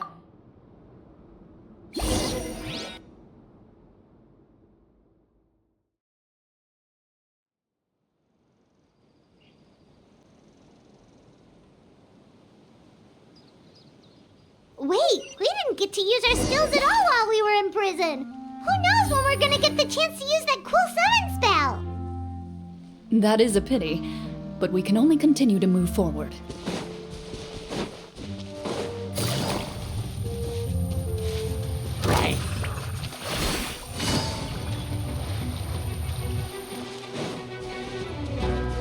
Take it easy.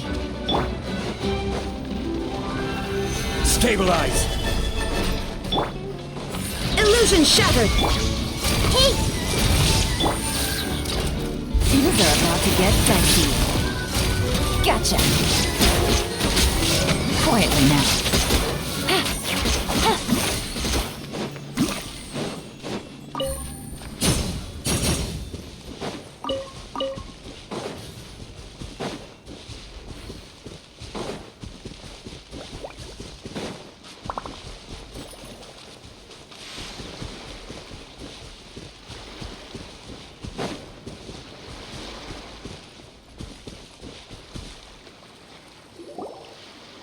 This should be the place marked on the map. This bit of rock certainly looks suspicious.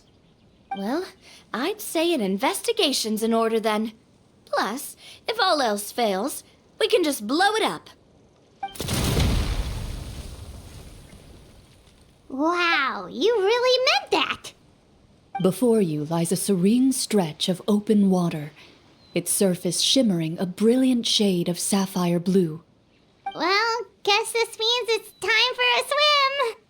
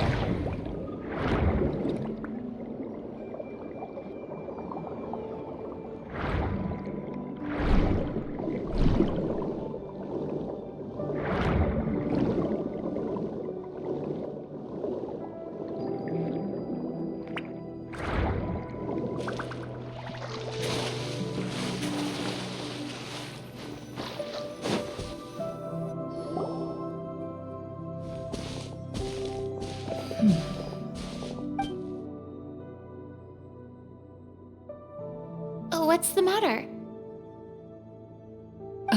It's nothing. As you step into the cave, you find yourself in an eerily quiet space. Before you lies a narrow passageway that appears to trail off endlessly into the distance.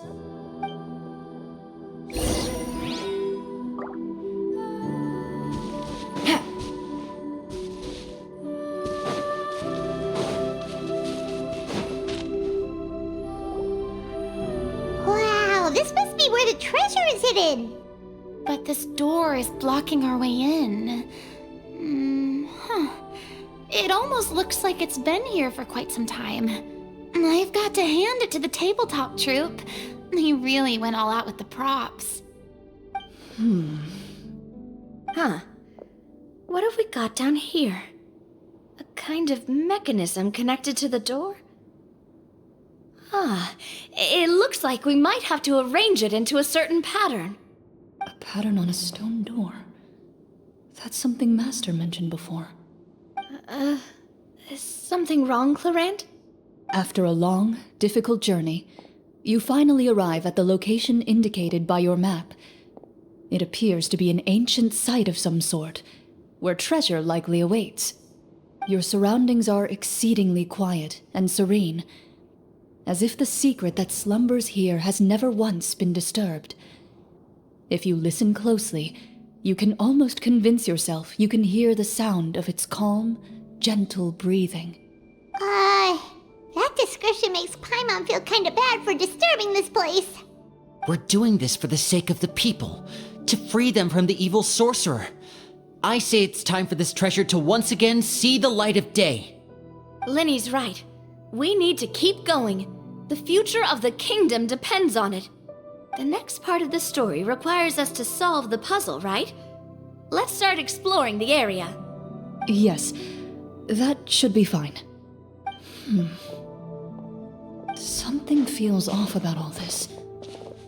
Guess I'll just have to improvise.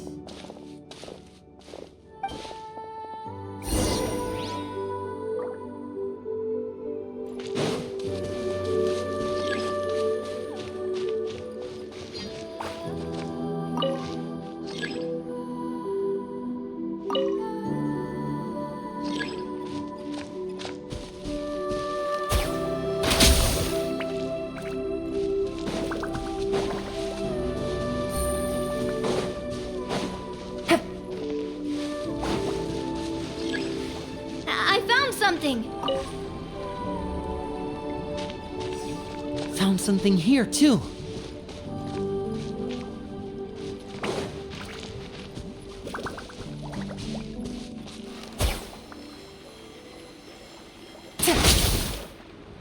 Same here.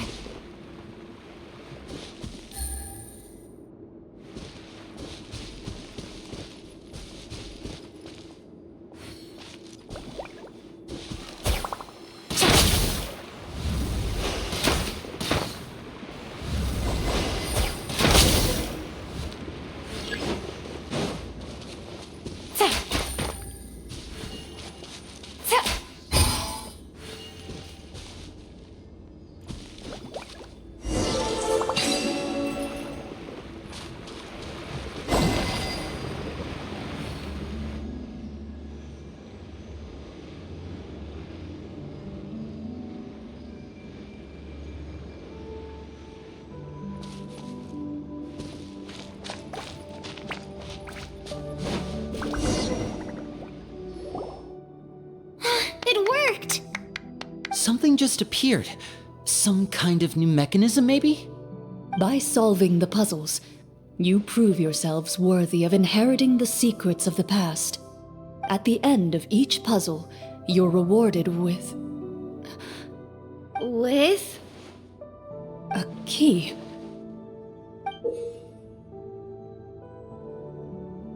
Oh, it must be the key to the big door. This is one of the Marechaussee Hunter keys that are passed down from generation to generation. It looks just like the one Master passed down to me. It is said that 4 keys in total are required to form the final, complete key. And it seems like we just collected 3 of them. That must mean... Huh? What's wrong? You hear a few strange noises. Suddenly, all the torches in the ruin go out at once. Huh? What's going on? Did we fall into another trap? For the sake of immersion, please close your eyes, everyone. Without the torches, the space is now completely dark, and you cannot see anything.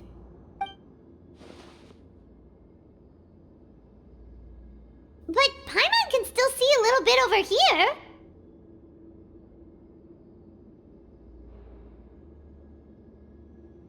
Oh, right, sorry. Suddenly, you hear the sound of footsteps pierce through the darkness. There's someone else here? Oh, this is so unsettling. I can't see anything.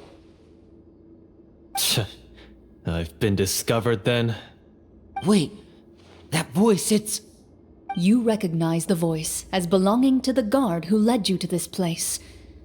It appears he now covets the treasure for himself and has come to stake his claim. Oh, so this is just part of the script. Then I can probably relax. Well, if we can't see anything, that means we can't fight to the fullest of our abilities. Should we retreat for now? Judging by the way he's holding his sword, he must be a real Marachose hunter. But this isn't part of the script. Retreat? That's not the hunter way. If it's dark for us, then it's dark for him. We choose to fight. Your choice is noted. Please keep your eyes closed until I tell you the torches have been relit. This battle will be in the dark. You got it. Well then, let us begin.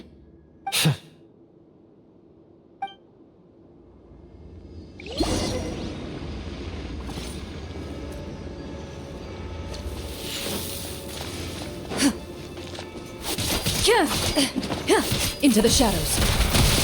I'd like to try to hit him with my sword. Your strike is successful. Is he still standing? Goodness, he sure has a lot of HP.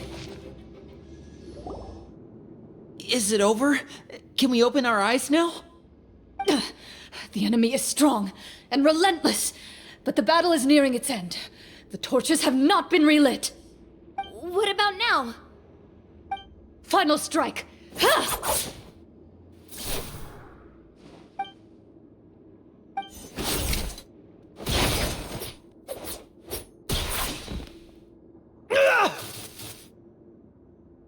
Oh, well, did we get him?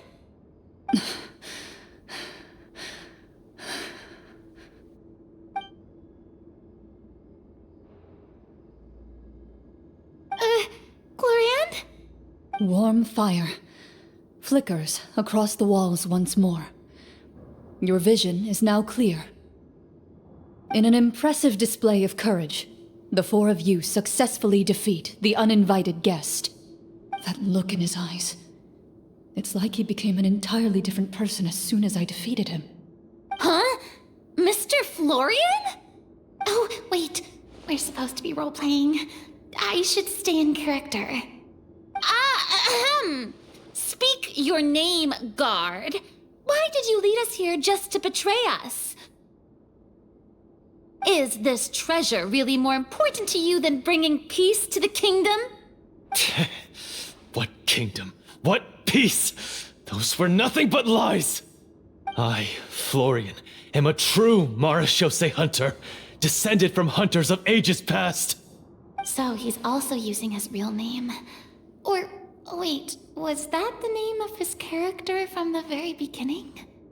Then I'm even more confused.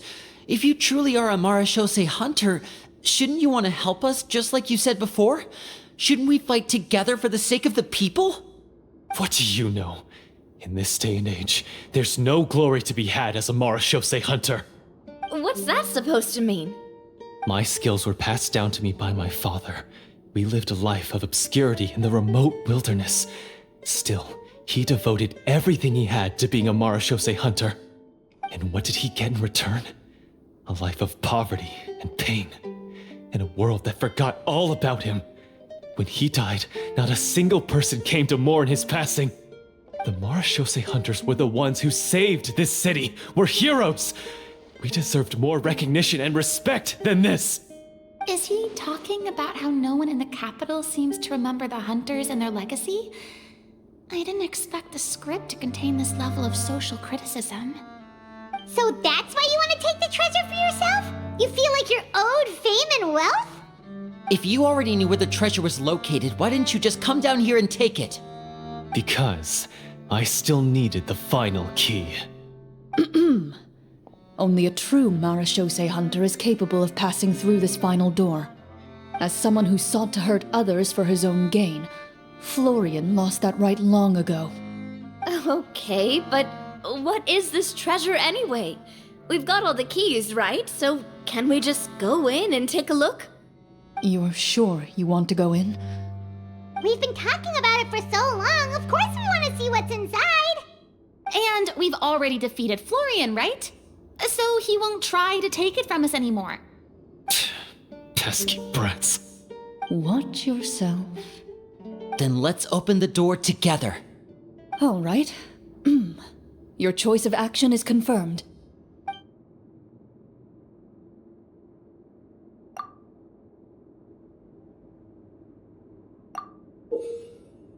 Before you, the door to the treasure, sealed and undisturbed for more than 100 years, finally swings open.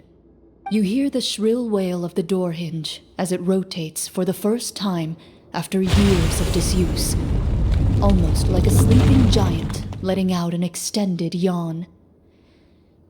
You get the impression that the secrets buried behind this door might be just as heavy as the sound you just heard. It's open! Come on, let's go in! Paimon wants to see what's inside! Ooh, me too!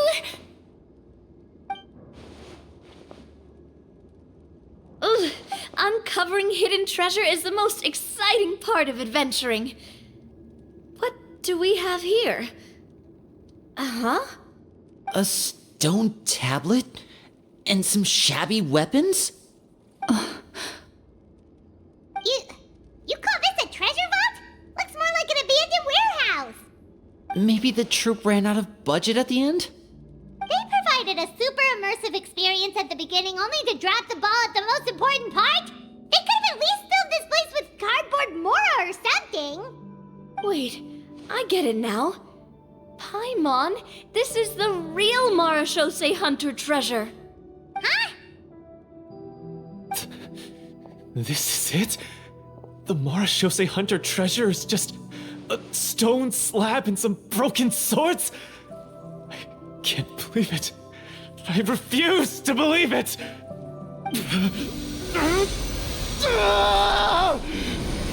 Whoa, are you okay? The Marashose hunter before you appears to suffer a serious mental breakdown. He needs to leave the room for a moment to collect himself.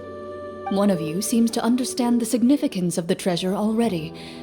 If the rest of you wish to follow suit, you may remain here in the meantime and explore your surroundings.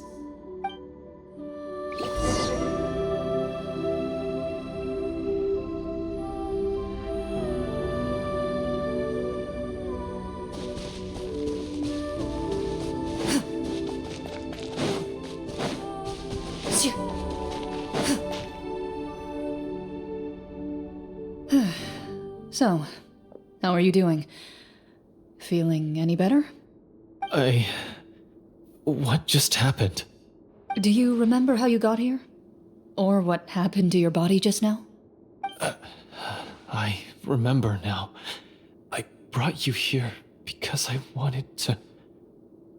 The explosives in the cave! You mean these? Huh? How did you... I could tell something was off the moment I stepped into this cave, so I kept an eye out.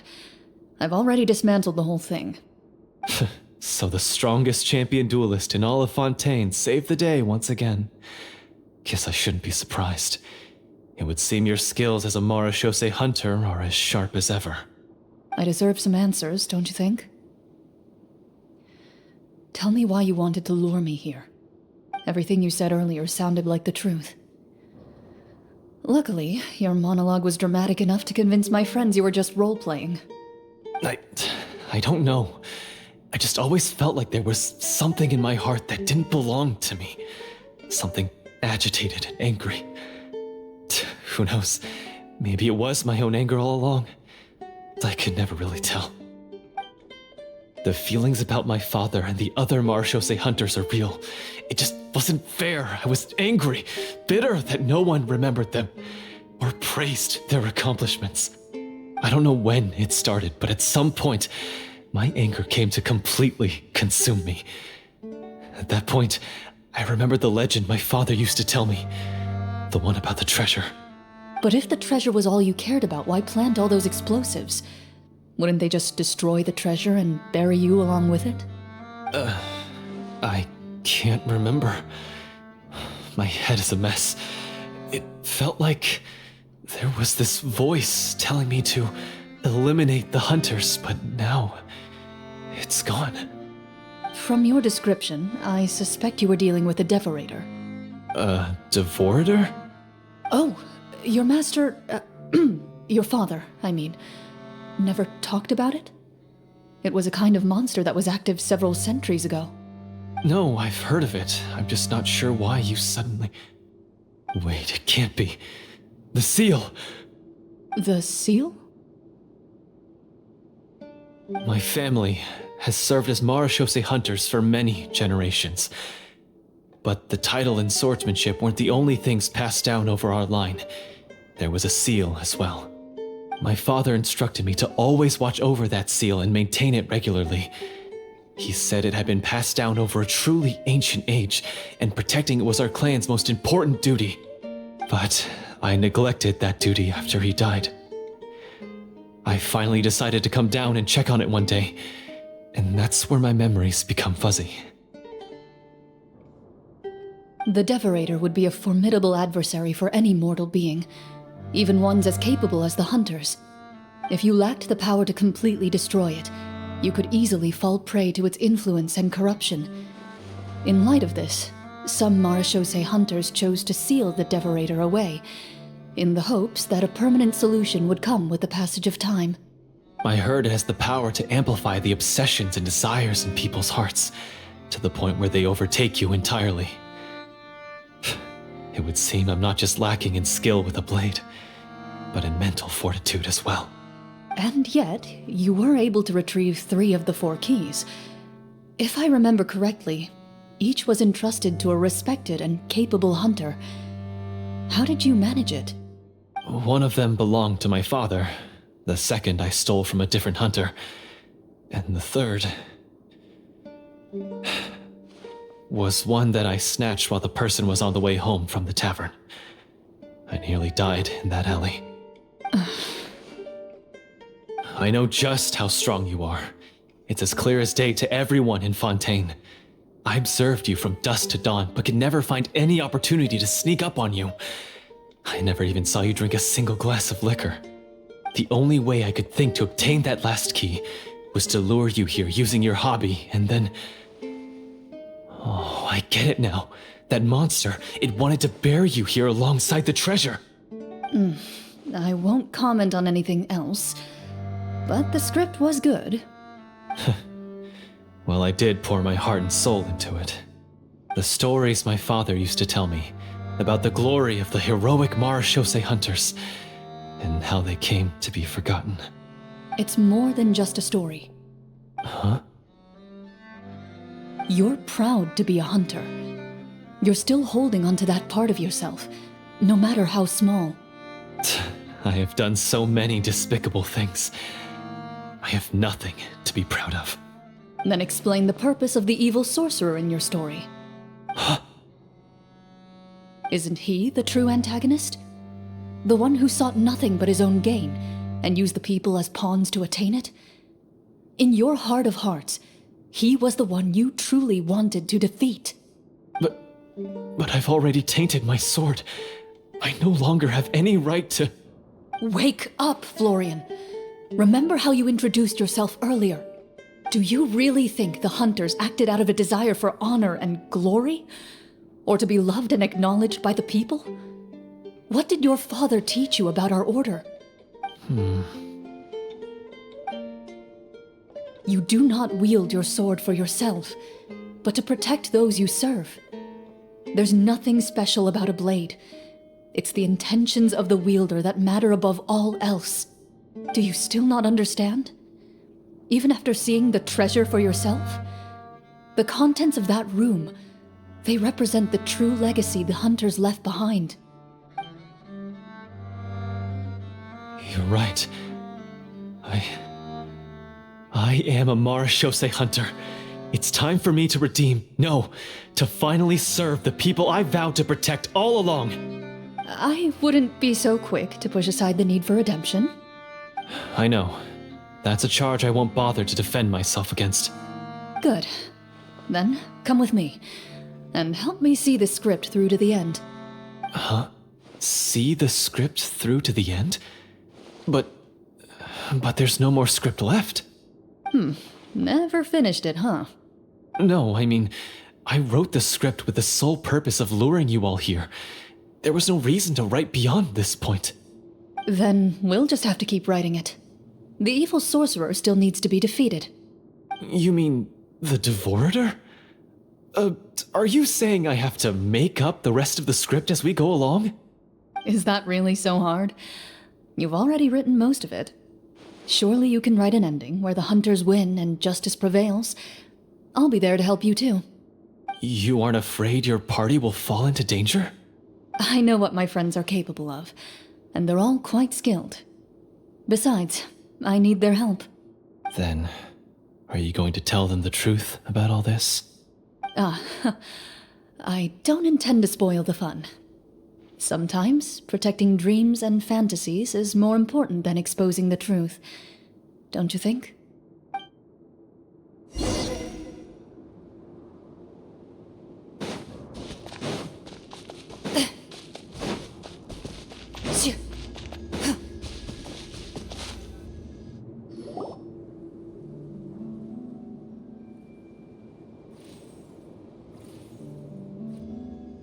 They're back! That took a while. Ahem!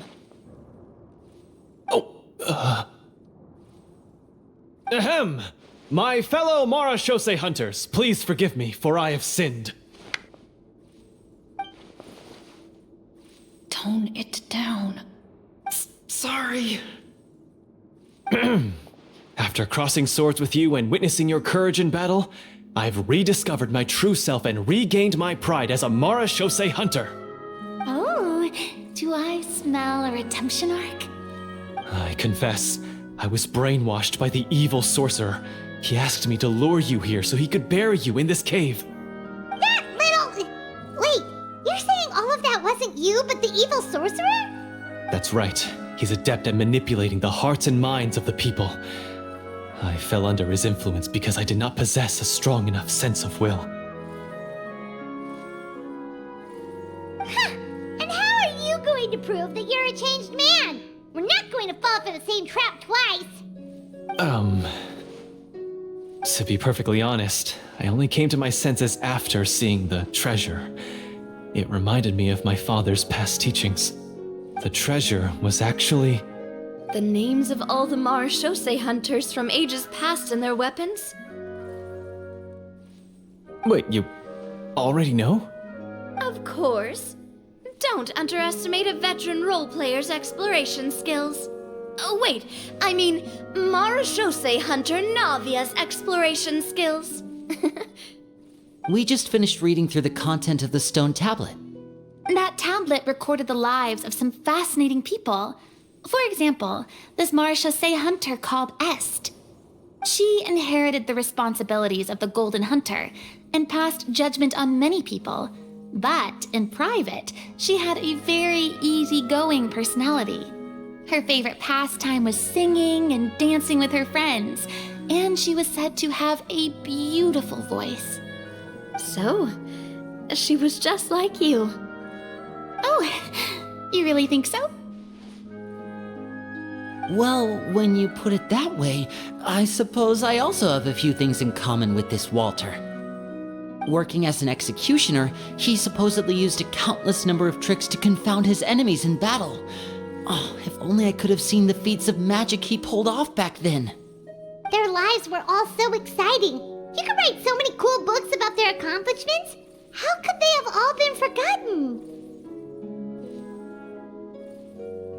Because they chose to be. To hunt monsters that only appear in the shadows, you must also operate in the dark. To be a marechaussee hunter is to willingly give up on wealth and fame. Then this stone tablet must have been left behind by their companions. That's right. Few marechaussee hunters ever revealed their identity to the public. They always protected the city from the shadows. The only time they spoke of their accomplishments would be at night, when they gathered with their fellow hunters in front of the bonfire to share stories of the monsters slain by their hand.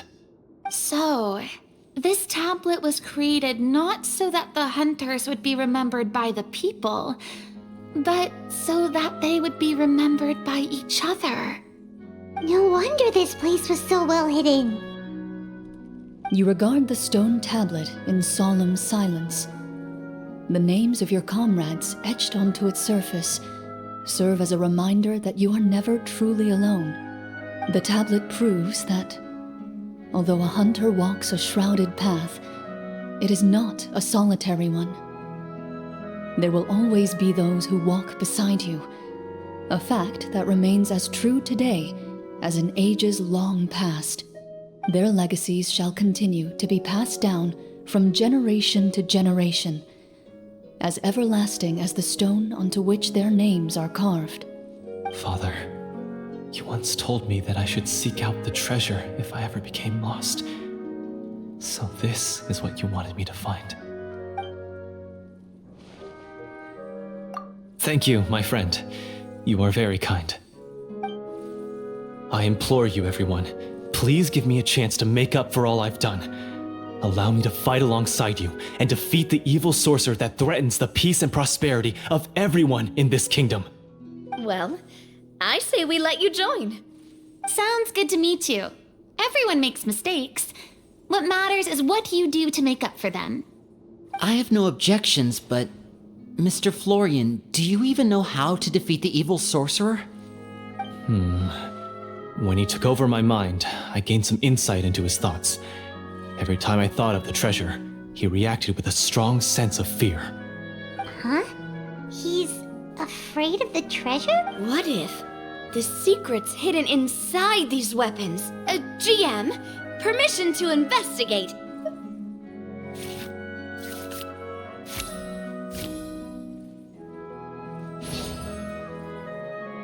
At first glance, the weapons appear absolutely ordinary.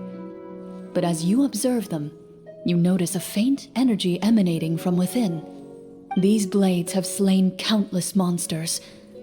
Though it's been a long time since they were used in battle, their edges remain sharp, as if they're... So basically take these with us, right? I'll take this weapon, since it used to belong to us. Ah, good idea. I'll take Mr. Walter's bow then, from one archer magician to another. Paimon's gonna pick a cool weapon too!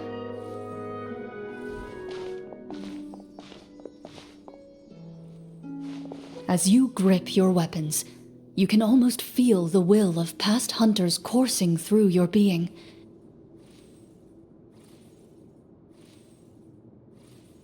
Mr. Florian, do you know where to find the evil sorcerer? I was able to see his surroundings when our minds were connected.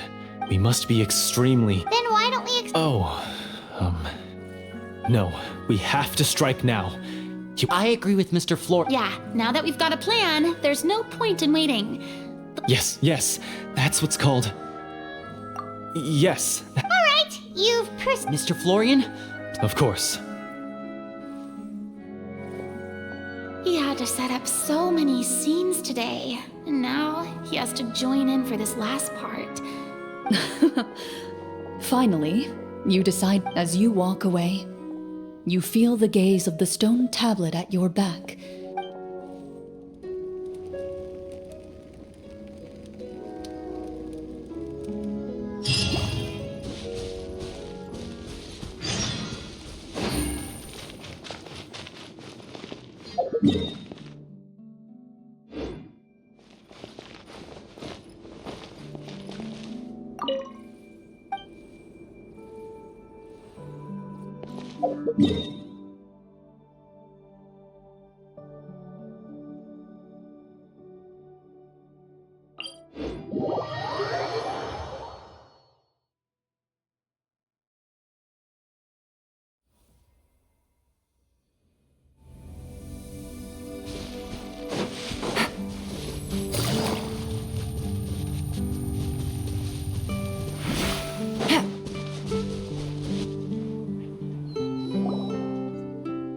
Finally, you arrive at the church Florian described. As you approach, an ominous aura surrounds you. How strange. This uneasy feeling seems so real. Now, it is time for the final battle. Let's go!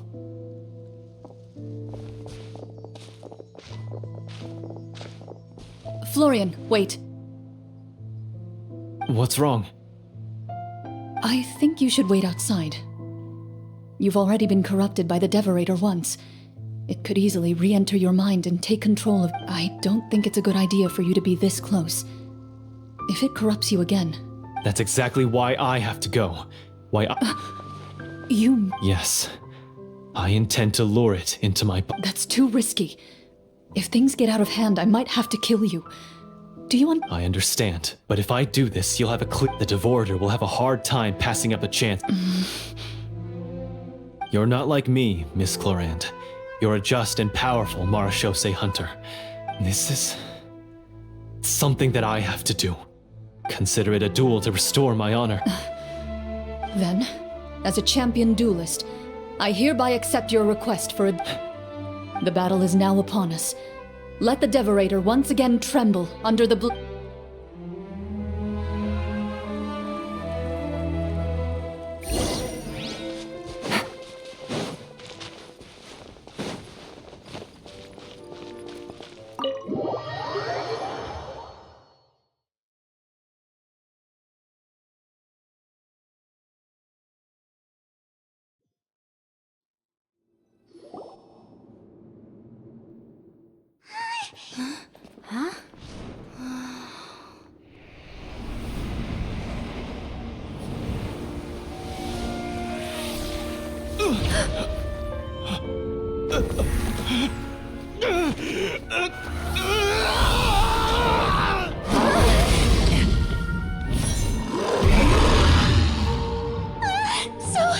So lifelike!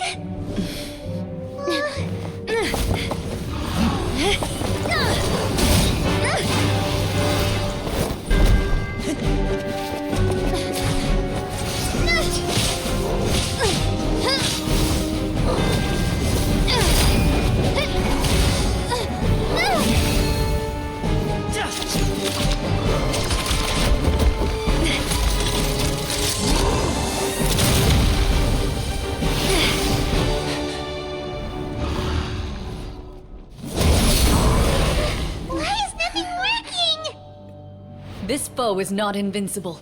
You hold the treasure. The power to defeat it in your own 2 hands. The treasure? You mean... The names! It's the Marechaussee Hunters' names! How are we supposed to... You forget, Paimon? There's still one skill we saved until the very end. Hunters fight not for fame, but to aid the people whenever they are summoned. Walter the Marechaussee Hunter, master of 1,000 tricks, executioner of the Phantom Hunters, I call for aid! Est, the Marechaussee Hunter, inheritor of Cassiodor's will, judge of the Shadow Hunters. Answer my call!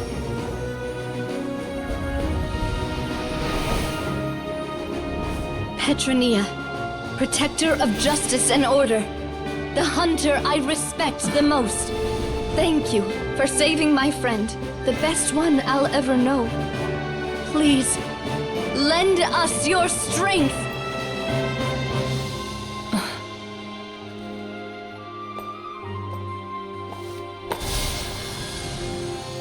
We have come to answer your summons.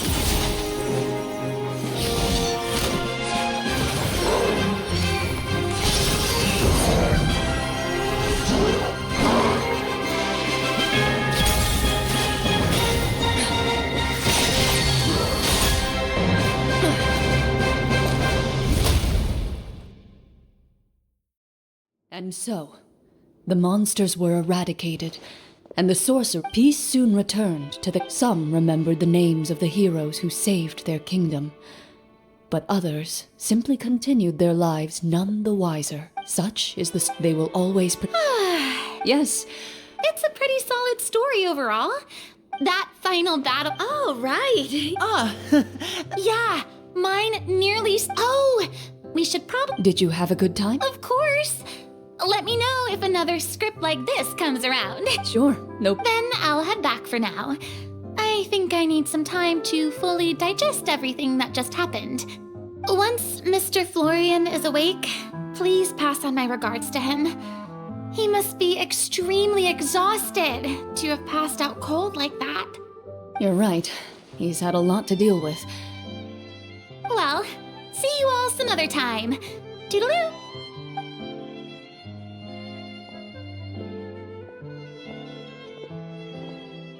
Okay, so, can I ask now, I think it should be fine, yeah.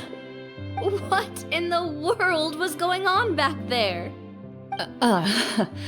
So you saw through all of that? That time in the cave when you told us to close our eyes, it'd be weirder if we... I was dying of curiosity the entire time.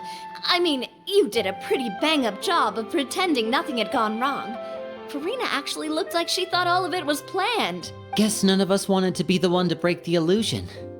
What are you all talking about? Oh, wait. Don't tell me you never... Yep. It's probably more accurate to say this... What? So loud. Hey, you! Get up right now!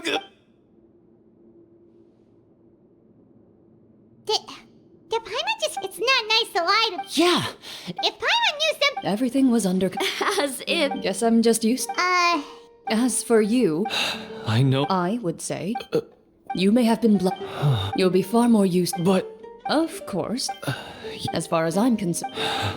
thank you so much. Until we meet...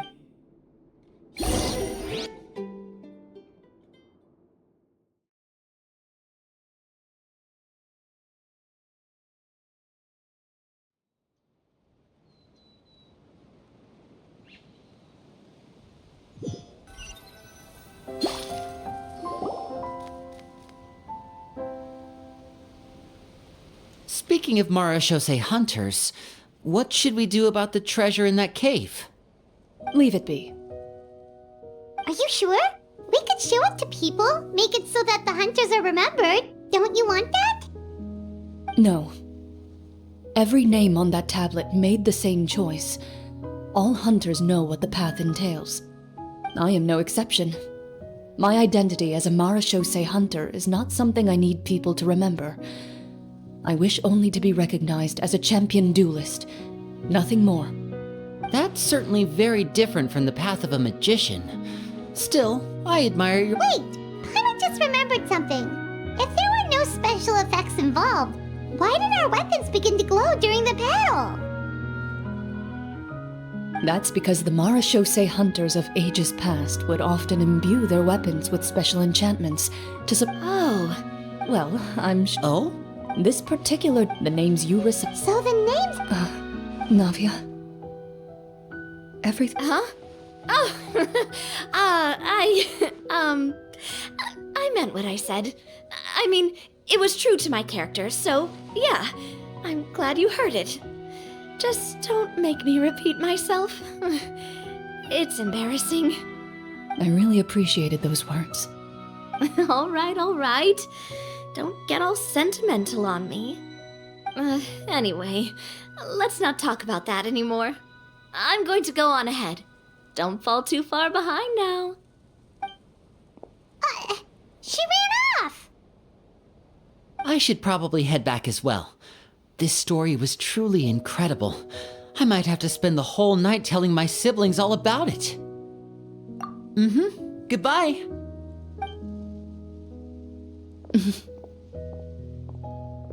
Traveler. Should your name and deeds be forgotten, what do you think the significance of your journey will be?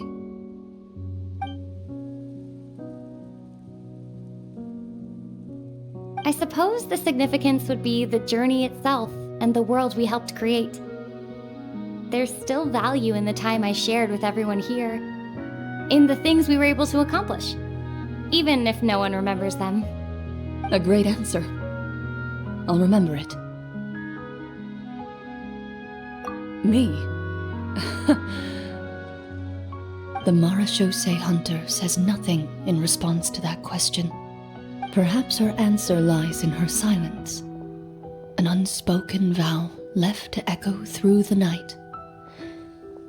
The path she walks needs no explanation.